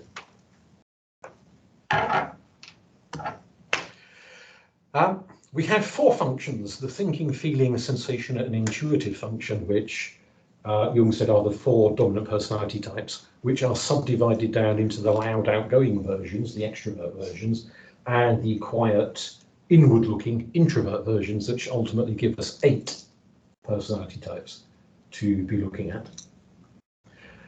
Whichever one your persona is, the dominant developed one, your undeveloped self will be the opposite to it.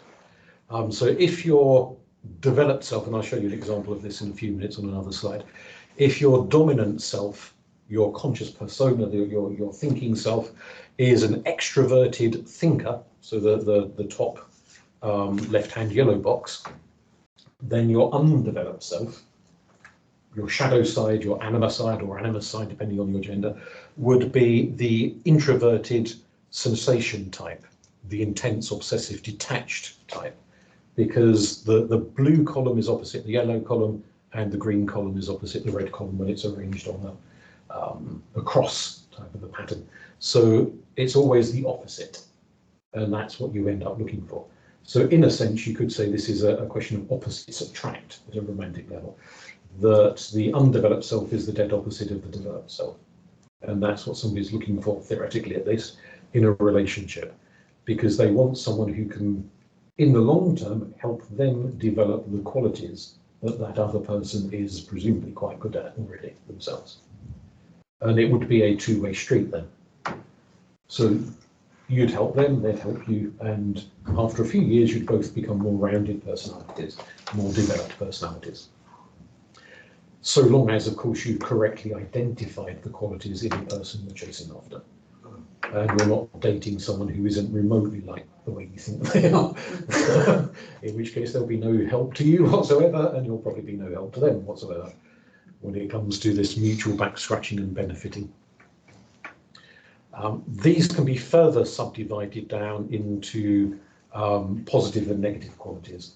I think a lot of you were here for the one we did on the shadow self, looking at the shadow side, where Jung was arguing that you've got the light side and the dark side, and the destructive qualities. So each of these has both a positive, creative side to it, but also a destructive, unhealthy side to it. So if the ideal is sort of this yin yang thing, it sort of speaks to me a little bit that arranged marriages, as often still happen, maybe not the completely awful thing that everybody always says they are. I don't mean abusive, I mean, arranged. And the people are quite happy with going along with it, because obviously when you fall in love with somebody, you are absolutely batshit crazy, and you can't see the wood for the trees. You can't even see the trees. Yeah. Whereas somebody a little bit removed, who knows you well, like a parent or a marriage arranger, can look for these different yin and yang and try and bring people together who, in the fullness of time, might actually make a decent relationship. Yes. Certainly if we're thinking... Am I wrong, or is that something that's... No, I've heard that, yes, that some arranged marriages do work, because in an ideal society they are... You're kind of taking the madness of love out of it, for want of a better word. Based, isn't it? Yes. They never work. As long as they're not 10. Well, yes, I guess there's big proviso there that these It's not a people... 40-year age gap. The film Fiddler on the Roof, which is about a Jewish community in Russia in about 1900, there is the matchmaker that goes around trying to find, Absolutely. married. Certainly if we're thinking globally, there's probably more people who do have arranged relationships than people who don't. Yes. Across the face of the world. And certainly if you have sensitive parents or matchmakers or whatever who will take no for an answer. And, I'm trying to look at it as an idealistic, as this is being presented, so yeah. And going back to Rollo May's love of things Greek, the Greeks did believe love was a form of madness. Yes. It was a form of insanity that you were better off kind of getting through it and coming out the other side and being a bit more stable. Then again, you've got the issue of lust, which is the just as bad. Which is the madness. I think that's a big difference. It was You teach your children, and then you go through a madness. Mills and Boone maybe wouldn't solve that maybe as well, if we did say that, they wouldn't think that who they first meet is the be all and end all. But of course you never do take any notice of others. I mean, well, mostly we don't, I guess. Or maybe that's just me. I don't know. It does, yes, certainly there's a lot to be said, I think, for having a bit of wise counsel to see through the initial euphoria and have somebody say, well, maybe they're not as lovely as you think they are. Well, not just that, I mean, just looking at the, the personality traits and, to say the inner and outer persona. Right, there could be a room here for some sort of future Jungian dating agency. You do a personality assessment of somebody and then match them up with someone of the opposite personality assessment. I think Western society's hung up on romance, isn't it? Yes. It is the idealised form of love, and it's an illusion. Yes. Generally based on image. Generally based on image. It is, but it's also based on the idea that the ideal love is romantic love. Yes. And it's not, there's no practicality to it, it's a fantasy. Isn't it? Mine is based on a litre of vodka and 4 Jaeger bombs.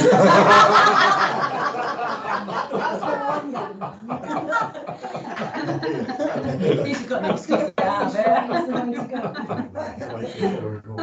There's no way to meet someone. The Greek view was that friendship was by far the longer lasting form of love and stability. And doesn't have the same madness. I suppose you get some friends with a bit mad, doesn't have the same level of obsessive delusional madness. The platonic love is far better elevated from romantic love. Maybe I didn't read it very well, but I read Plato's Symposium really in an afternoon, not to a degree level. I just said we kept going on about how fantastic Plato was, and I just picked up Plato's Symposium and just read it just to see what. But the idea of that is to work out what the ideal form of love is. Mm-hmm. Yet he concluded the ideal form of love was homosexual, was one's man's love to another. That was in down the pub on a Saturday night. But it was Greek. Yeah,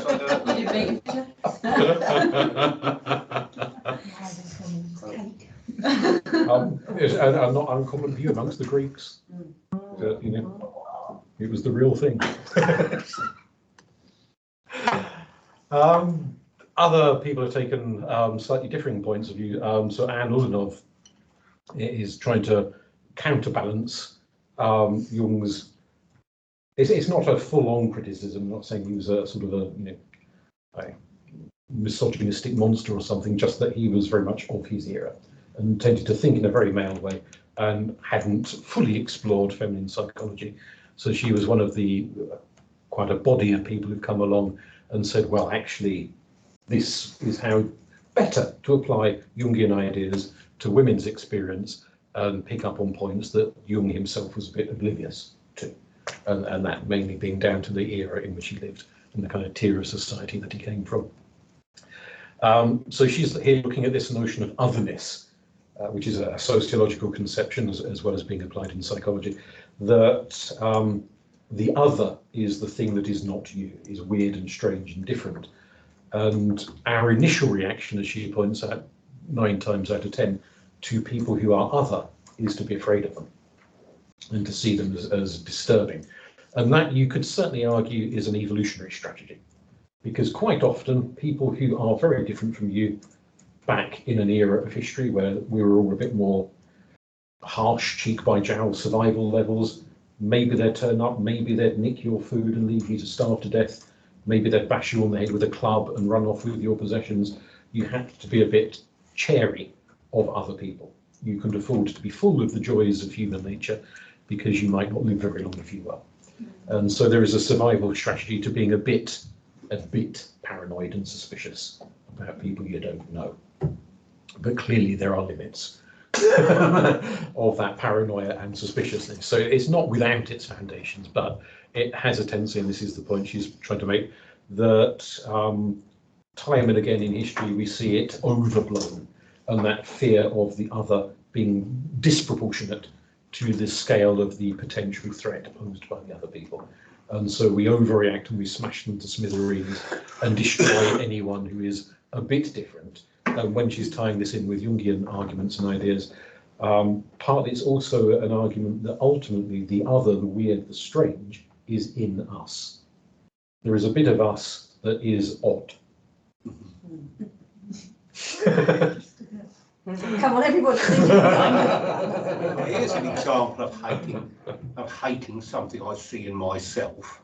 That's what I say to a lot of people. I suppose there's probably going to be somebody here who really likes Krista Bird. But you know the singer, you all know the singer Krista. I do. You know the singer Krista Bird. I think he is absolutely awful. I mean, he really takes it. But one reason I absolutely hate him, and I hate him so, is he reminds me of what I was like. Is when I was 16, I would have been absolutely mad about him.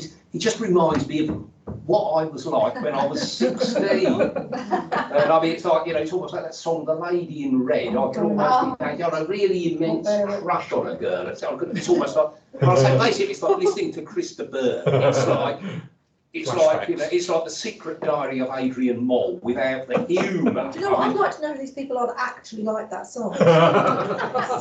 Because where are they? Yeah.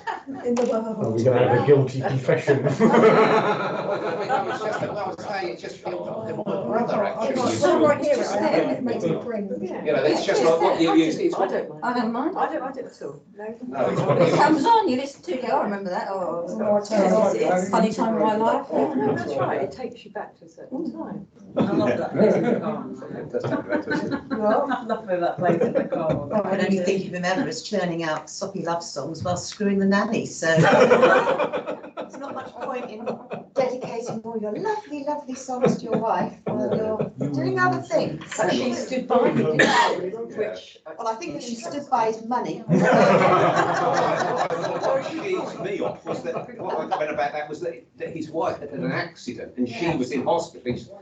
I can understand it, you know, if the wife walks out and leaves you having an affair with somebody else, but in this case, the wife has had an accident, the wife is in hospital, the wife's at a problem, and then you go and start bonking somebody else. I mean, that is just not on.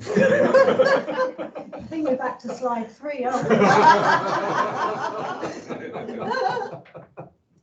I just like Christopher Bird because he reminds me of a stage in my adolescence I'd rather forget. In which case, what am I talking about? Therapy. I think you need to forgive your 16-year-old self. And certainly forgiveness is part of coming to terms with the other inside. If there's a bit of it, whether it's a memory of yourself as an adolescent or it's something else entirely, but a part of yourself you've never come to terms with, then whenever it's reminded in other people and you see similarities, triggers to other people, the less well-adjusted you are inside, the more intense your reaction will be to other people who trigger off that memory. The more angry you're likely to become, the more destructive you're likely to become. And that can obviously not only in romantic relationships, that in all sorts of situations can tip over into aggression and violence and unpleasantness. And ultimately what you're looking to do is to come to terms and say, that was me, or possibly that still is me. And yes, it's a bit weird and it's a bit strange, but there you go. Sounds like ACT therapy. That's exactly what I was thinking about, yeah. In a nutshell. No, I was a nog. I'm going to learn to live with the fact that I was a nog. He talks about two big forces and very much like Freud names them after Greek mythology.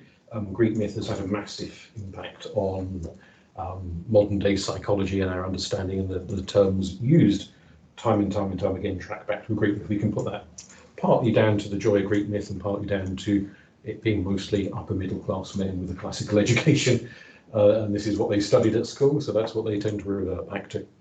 The two big forces he talks about are Eros and Logos, which he associates with the moon and the sun accordingly. He was very keen on alchemical texts and medieval books of magic and sorcery, which refer to Sol and Luna, sun and moon, as these two big forces. So he sort of blends Greek myth with medieval alchemy and astrology and all sorts of other things come together. Eros in Greek myth is the daimon, the motivating force of attraction, the force that brings things together. And that can be an attraction at anything from two atoms drawn together all the way up to erotic love and the drawing of two bodies together. So it's multi-layered forms of attraction and drawing. So it's sexual desire, it's the urge to unite. Now, whilst in Greek myth, Eros is a male figure, Jung is using it to describe a feminine force, just to confuse everyone. The feminine force here is the force of attraction, the force that seeks to unite, to want to understand, to want to embrace. Certainly there's a fair amount of research from many different cultures to suggest women are usually better gifted at interpreting emotion, reading faces, understanding relationships than the average man is. So there is some evidence to back up the idea of this as a more feminine presence than a masculine one.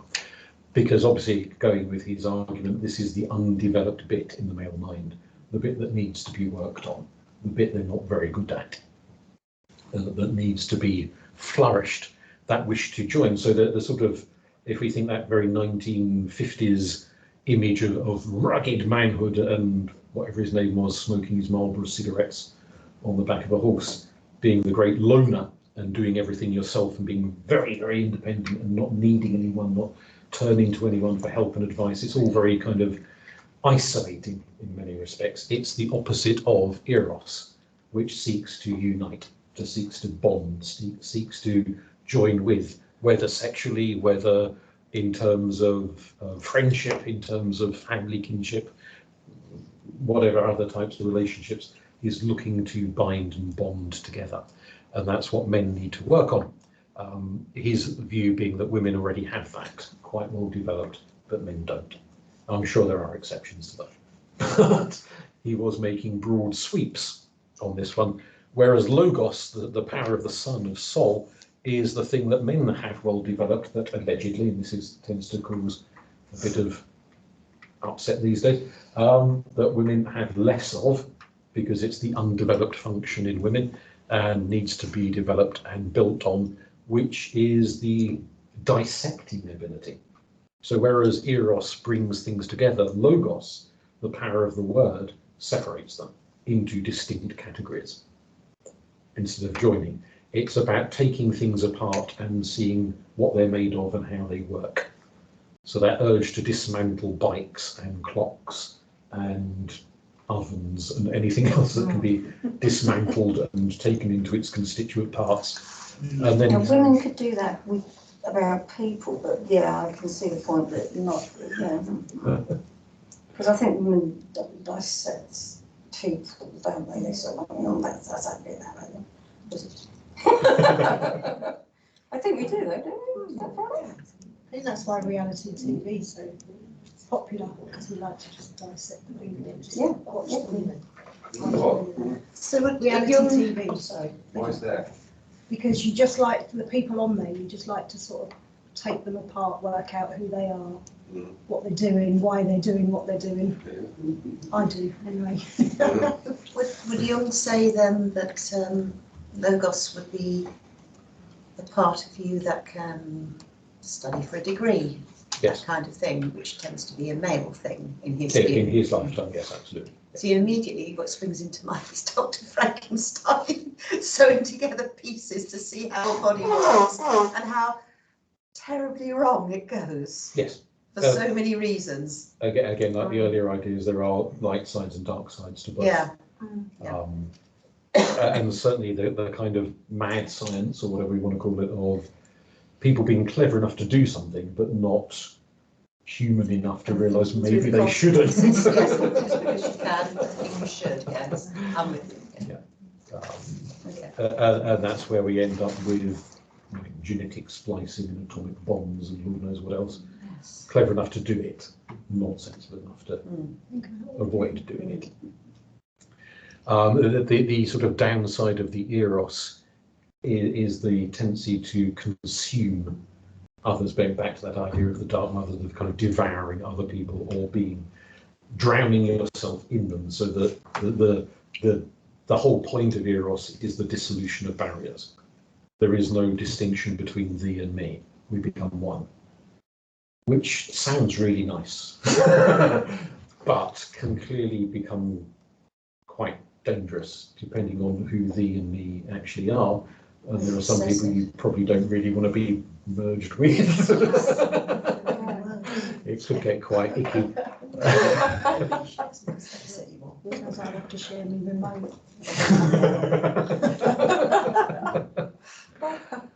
One pushes to independence, the other pushes to dependence, in the sense of love. Love you could class as a form of dependence, being together with somebody else, feeling bereft when they're not around. It's a leaning on the other person, whereas Logos is about standing separate and distinct from the others. You can even carry it to slightly cranky levels, because Logos, the word, language is about separating sounds. Table means one thing, chair means another. If we're getting to the point we're already there, in which words are redefined and redefined and redefined so often nobody knows what the hell anything means anymore, then you're blurring the boundaries of language to the point where you can't really communicate with anyone because you've got no idea what the hell they mean. when they use words because they're using them in a totally different way that you use them. They've lost their distinct meaning. They've become so multi-layered that anything can mean anything. Whereupon nothing means anything. And that's the kind of the excess of confusion. So logos is putting things in boxes, keeping them separate, keeping them distinct. You could, I suppose, argue that somebody with maybe certain severe forms of OCD is a very extreme version of this, where everything has to be separate. They can't, even the peas and the chips on the plate got to be different bits of the plate. They can't touch, and nothing can merge. Nothing can touch. Having worked with people with autism, that's very much the case. That's very dominant for them. Not always, but mostly. Yeah, it's one of the markers of autism, though, isn't it? That really is, yeah. Wish my brother was like that. He's autistic, but he's messy as hell. We always say, why couldn't you have been the organised autistic? It's not trying hard enough. Yeah, it's not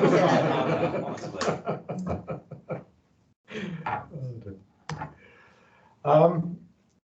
There's elements of Aristotle's thinking at play in Jung's thinking. And Aristotle came up with a great big long list of ethics. And in his book, The Aristotelian Ethics, the Jungian Ethics, he said that you can, a bit like Goldilocks and the porridge, you've got the idea of the middle ground, which is perfect, and then you have far too much of it or far too little of it, neither of which is healthy at all. So if we combine a bit of Aristotle with a bit of Greek notions of love and romance, there are four main terms. There's a few subsidiary terms as well, but we'll stick with these four, otherwise we'll be into Christmas. There are four main conceptions of different forms of love to the ancient Greek philosophers. Storge is what you tend to feel for your siblings, your parents, your cousins, your cat, your dog. It's love of a non-romantic nature, familial love, essentially, the kind of love that bonds you together with other people. Philia is friendship, the love you have for your friends, people you choose to be with, whereas storge is kind of usually the people you get lumped with. You want them or not, they're there. So there is a much greater level of conscious choice in philia, that you want to be friends with that person. Jesus. Yes. Absolutely. Choosing the love of Christ, absolutely. Agape is spiritual love, the love of humanity. It's the love that leads you to want to give aid to random strangers in other parts of the planet that you're never likely to meet and have got no link to, but you feel sorry for them, so you give them money anyway because they're in dire straits. So it's that sort of humanitarian love. And what's a Lucifer complex? But we'll get to that in a second. Eros is, well, it doesn't have to be sexual, but it is very passionate, vigorous love, which 9 times out of 10 is sexual love rather than anything else, but it can potentially be non-sexual. So in terms of too much, too little, we won't go over the ins and outs of all of that, but the Lucifer complex is an extreme form of narcissism. So the ideal of agape is to love humanity, and indeed all life. This doesn't have to be restricted only to the human race. It can be the love of life in general, with yourself as part of the picture. If you take yourself out of the picture, you end up at the left-hand side, where you are a doormat, there to be used, abused, and have feet wiped all over you. Everybody else is more important than you are, and you just kind of fade into the wallpaper because you're hardly there at all, except to serve other people in this rather bootlicking fashion. What was the name of the character in Lord of the Rings who was very bootlicking? Gollum? Not Gollum, no. It'll come back to me at 3 in the morning. Would have been a cold What one of the sweat. hobbits? He was the servant to the Mad King. Oh, yes. I did it. Very Uriah. Oh, yes. But him. Yeah, we could all see.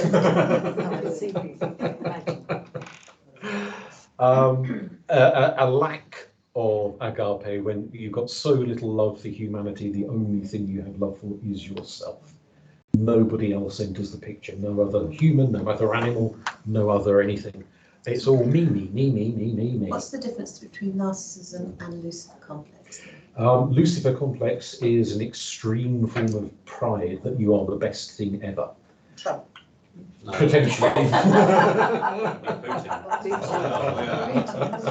a certain Russian with those aspects, isn't there? Other people get sacrificed in pursuit of your own self-adulation. That you are ideal. It's the kind of narcissism cranked up to the nth degree, basically, and everybody else is sacrificed, even to the point, as per Milton, in it being better to reign in hell than serve in heaven. That some people will, even in the process of destroying their own life, they do what they want, nobody else. So if those are full. Yes. They won't do anything for anyone else, even if it would make their life better. Yeah. They'll sooner destroy their own life by their own hand than involve anyone else in the process of getting better and happier. So, rather grim. Some of these you see more often than others these days. That it seems to me to be, maybe that's I'm just not hanging out on the wrong social media sites, I don't know, but misanthropy seems to be on the upsurge, the general contempt for humanity, and the number of people who talk about how wonderful nature is, but hate humans with a passion, as if we weren't part of the natural world, as if we were something separate from him. Yes. I think there's a whole new lecture on that alone, really, isn't there? That does seem to be a definite growing trend. Media's role in that. Do you think we're becoming more narcissistic? Yes. Culture. And I do think that social media is a strong element in that. The individualism rather than what individuality rather than individual rather than control. Yes. Cult of the self. Yes. Absolutely. Yeah, individual. That sort of constant desire to take photos of yourself and put them on Instagram and all the rest of it is. I suspect taking people who might have been mildly annoying in a different century, kind of magnifying them into total self-obsession, because they have the technology to be totally self-obsessed now. Could you imagine if Freud had an Instagram? That'd be flagged. And your idea that your individual rights are more Mother. important than the overall, so Yes. that's the contrast with other nations, perhaps even Russia, the idea of the individual having the right to be whatever everybody else. Yes. I'm going to have my way, Yes. whoever else suffers doesn't matter. Whereas in other areas, it's suppressed, so that the apparent good of all, Yes. according to whoever, is what dominates. Absolutely. So very different cultural. Collective good rather than Collective individualistic good, supposed collective good rather than this individual. Absolutely. The good of the community. So it's that idea that you can experience love in a variety of different ways, not just the romantic love, but a variety of different forms of love, and it can be both positive and negative. And it's the challenge, as always with Jung, is to not go to either extreme, but to find the middle ground, to find balance and harmony in all things, which is also very Buddhist, and it's very resonant with a lot of spiritual traditions around the world, that need for harmony and balance rather than excess and doing things to excess. Mentioned earlier about the four functions and how that kind of pans out, with one being dominant and the other being less developed. So this is an example. There are other ways of playing this out. So the bit at the top, the hero-heroine box, is the persona. It's what we regard our dominant self as being. So for this random person, their dominant self is the extroverted intuitive, which is outgoing, loud, jolly, but also very creative, very artistic, very dynamic. The intuitive personality type is full of creativity. So it's the loud artist type, the sort of pop star, the creative, dynamic, self-destructive, quite often, loud and leery and out there and dynamic. Their opposite, and again, whether it's anima or animus, let's just say it's their opposite self for the moment and park the gender to one side for the time being. Their less developed function would be the opposite of that. So it will be introverted, which is always the opposite of extroverted, and sensation is the opposite of intuitive.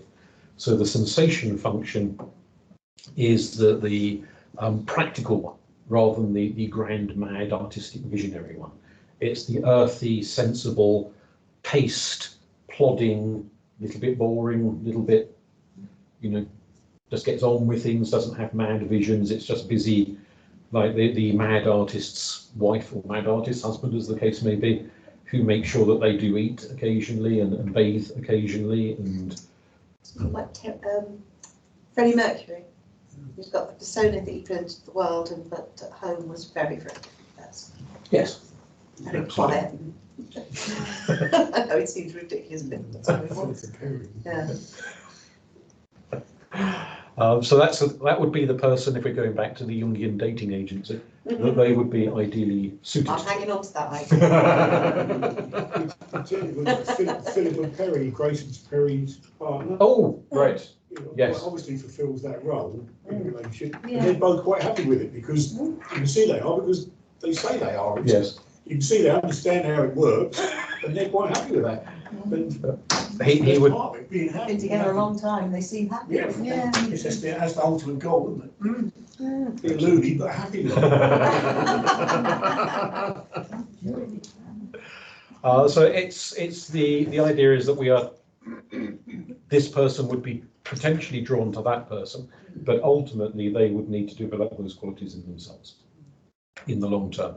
Because if they just rely on somebody else to do it all for them, then you're going to have the kind of situation which is maybe not as common these days as it used to be, but does still happen, where, for example, and it's usually the wife who has become very reliant on her husband, taking care of all the financial matters, but paying bills and the rest of it. And one day he dies and she hasn't got a clue which bank they've got, who the gas company is. That was very common, wasn't it? Yeah, No absolutely. idea. No idea. The practicalities are just gone. Practicalities are that nice little quiet introverted sensation type there who does pay the bills, mows the grass, makes the dinner, makes sure all the paint is wiped off the walls when they've gone off on one of their mad painting sprees, keeps everything ticking over quietly. But if it's never developed, then that person up there is scuppered when that person's no longer around. Whether they're dead or they've just run off with the milkman or whatever they've done, if they're no longer around. You often see like celebrities, don't you, that have been married forever. It's usually a celebrity and someone that you've never heard of. But the ones that have been married forever, Yes. there's big, both of them when they're both really really well-known Does last. celebrities, they don't seem to last. So when you have that, Absolutely. I say Dolly Parton's been married to her husband for 50 odd years. You never hear about him. No, but you see what he looks like if you Google him. But they're apparently very happily married forever. Yeah. But clearly she is a very Right, indeed, yes. character, and he's not. The quiet one at home.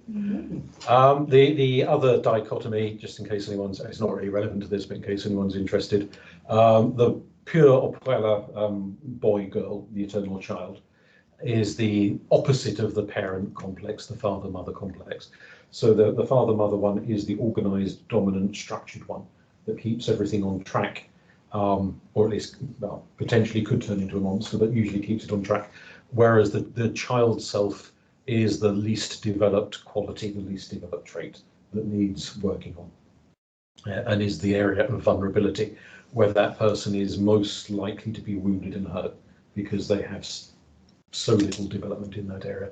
It's the youngest part of them, but also the source of their naivety, their innocence in a nice way.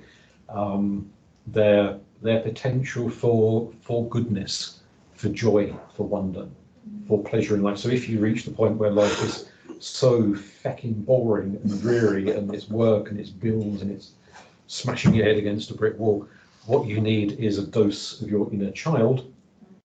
But you have to, of course, know what your inner child is before you can have a dose of it. If you're well in tune with your inner child, that's not likely to be a problem. But you could have somebody whose sense of wonder and childlike awe and joy and innocence and just capacity for play, for fun, is so repressed. So the next time you want to act like you're 5, tell people it's therapy. It doesn't make sense though, doesn't it? Because if you have put 2 people together that have got no idea about organising the games, you know, things would fall apart pretty quickly. But if you've got 2 people that are both kind of overly assertive in wanting to organise, you're just going to butt heads all the time, aren't you? Absolutely. So I guess you need Compliments rather than Yeah. clashes. Yeah. Definitely. yeah. There's 4 different types of childlike character and 4 different types of parenting character, but maybe a subject for another day, but you know, everything comes in sets of 4s. The parenting character is interesting because it does relate to how, getting a bit sociological for 5 minutes, how we relate to notions of power and society. The idea that society is like parent, the authority figures in society, prime ministers and presidents and kings and queens and bishops and whatnot, are surrogate mother, father figures, and that their way of, or at least what we would like from them, don't always get it clearly, but what we would like from them in terms of leadership is reflective of what we like in terms of parenting. And again, whether we got that in terms of parenting or we just wanted it and never got it, that's another question in and of itself. But you can see, if we put this into a mildly topical context, although slightly out of date now, a lot of protest movements of screaming and shouting and you know, let's take down the man. It's the child rebelling against the parent. It's trying to rip down the hierarchy and the structure. And it perhaps from a Jungian point of view says rather more about the family dynamic than it does about the politics, that the protest is ostensibly about, because it's the playing out of much deeper issues. And the politics is almost an excuse. If we had the time to get really weird, we could have a chat about Greta.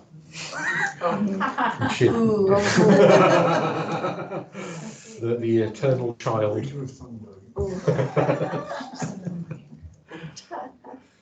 She does look as if she could do with a bit of fun occasionally. Always so serious. But yes, that kind of the way certain people in the media play out certain roles. And is she playing out other people's inner child for them? That's why she's so popular with some sections, because she is an archetype in a sense for other people, and because obviously they don't know the real person, so they see the public image. And that's every day that goes past and she gets older and older, the Pippi Longstocking look just won't No. wash. When she's 29, no. Maybe she's carrying out some parental guilt. Well, from what I hear about that family, I imagine there's a fair amount of it. They do sound a bit dysfunctional. You don't hear about Mrs. Thunberg, do you? She's an opera singer, and he is some kind of media guru. Yeah. Which might just coincidentally explain why his daughter has got the media. Oh, yeah. Lapping at her feet. He's a real one of people then. Can you still growing up in that house?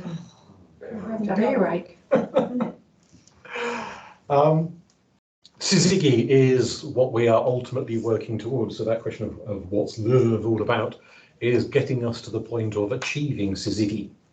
Although it has to be said, once you've got it, you don't stay put.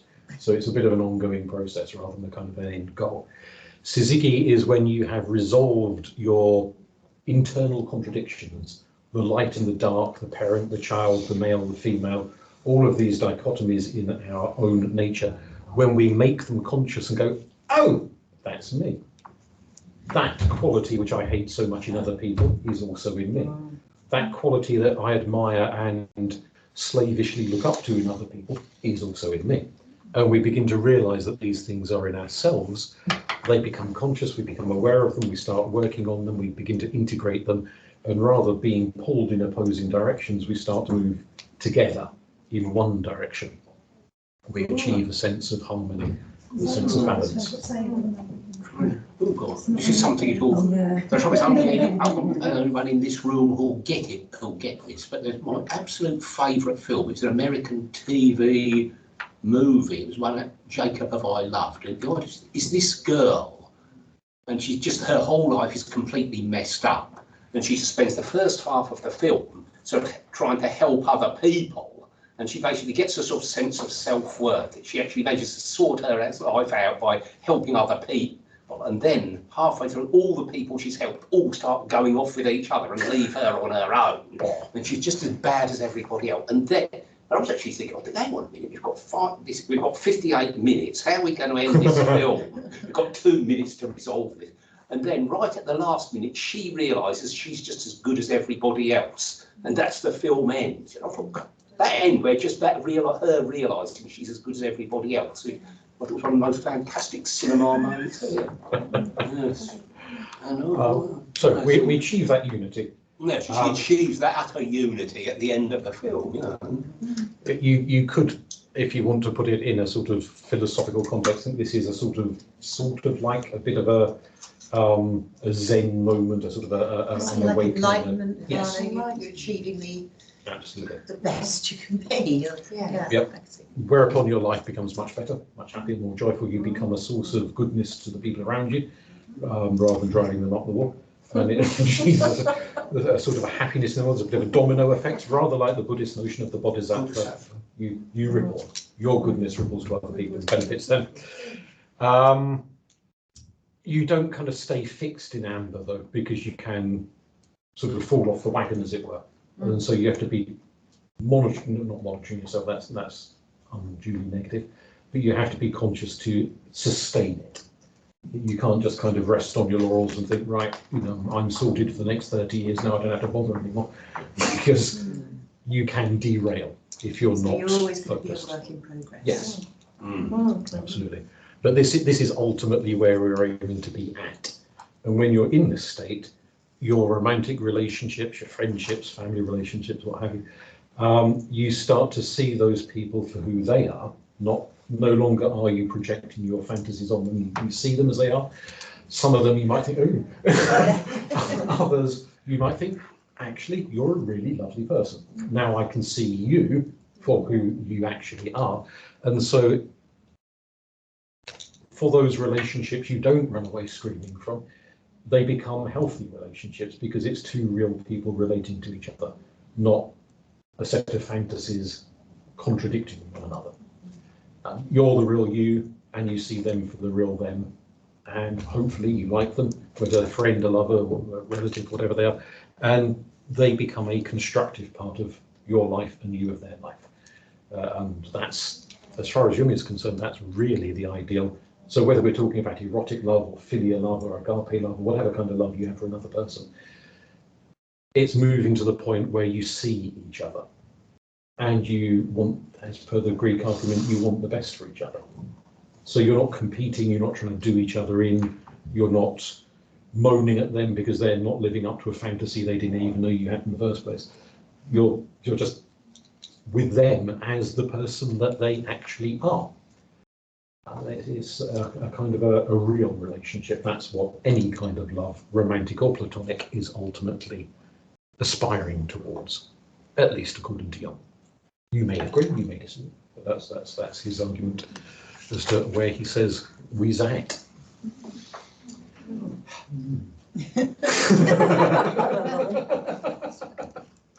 Any questions?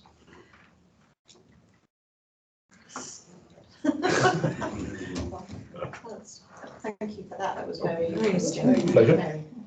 It's making me want to go and read a lot more Jung now. The aim being to achieve an emotionally healthy relationship. Absolutely. That is the goal that we have to set ourselves. And it's attainable. It He is. said that this is the point he was very keen to make. This isn't just something for the Buddhas and the Christs of the world to achieve. This is something that any of us can work on and get to. And if you can achieve it with one relationship, you start to have a ripple effect with other relationships. But how can you achieve this on your own without very expensive therapy fees?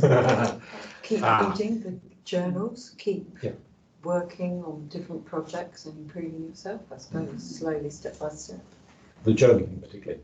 Yeah. It's that reflective process and Yes. thinking, and then being able to look back and think, oh, 6 months ago I thought this, but now I'm not so sure or whatever. It's having a partner that wants to grow as well. Yes, it would be a challenge if they didn't want to and you did.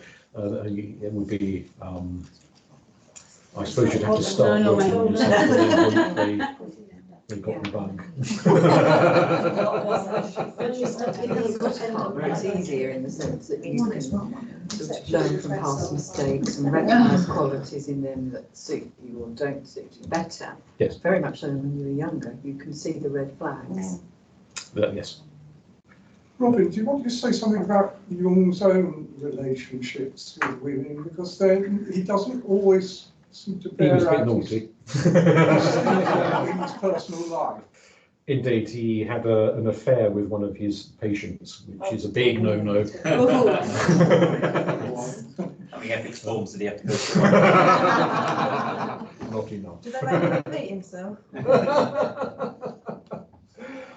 So yes, there were definite shortfalls, but it's not uncommon for a lot of psychologists to quite clearly need a psychologist themselves to address a variety of issues. He's doing it for research purposes. Case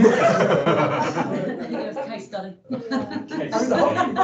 Jungian psychology and the relationship is the transference and the counter transference Yes. is hugely important. They're Yes. not, you don't try to separate them out. No, indeed. And keep some sense of detachment, so it does kind of get into that kind of eros sharing things a bit. Absolutely. Just in case anyone's unfamiliar, transference is when the process of projecting your emotions that you feel about one person onto another.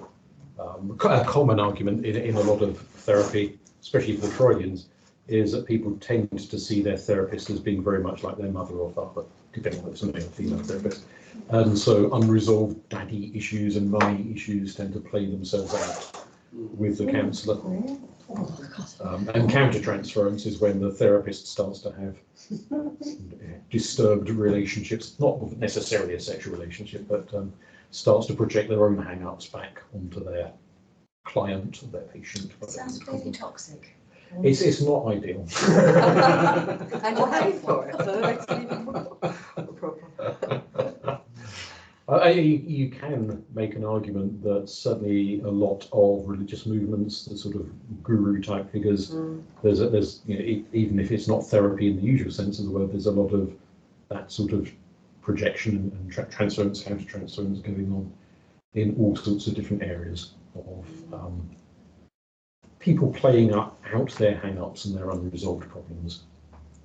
From a Jungian point of view, if you become aware of it, then you're in more control. And so you can avoid derailing the situation and damaging people severely. And it's not necessarily always possible to have that kind of therapeutic relationship without some element of transference taking place. Just Therapy, I can't remember what it's called, but it's where they do role play, and so the other people that have in therapy are there as well, but the counsellor acts as the person that they want to project these feelings onto. I can't remember what it's called. It's a variety of empty chair therapy. Yeah, and what they do is they play it out as if it was happening, so they can, and they say that that's the way they resolve it and get past it, by actually going through the motions of it. Yes. All those unresolved family arguments and things. Ooh, where do I sign up? Yeah, say things that they wanted to say at the time, but they didn't, Yes. and in that way they don't feel like they've kind of repressed all that. Is that like a Emotion. grieving process as well? Things I that guess people want so, to yeah. say. Yeah, and by acting it out, you're actually bringing it to the conscious and Giving them getting closure. over it, I guess, by in that Yes. respect. Right, Robin. Good. Thank you very much. Pleasure. Just turn the recording off. That's where I absolutely.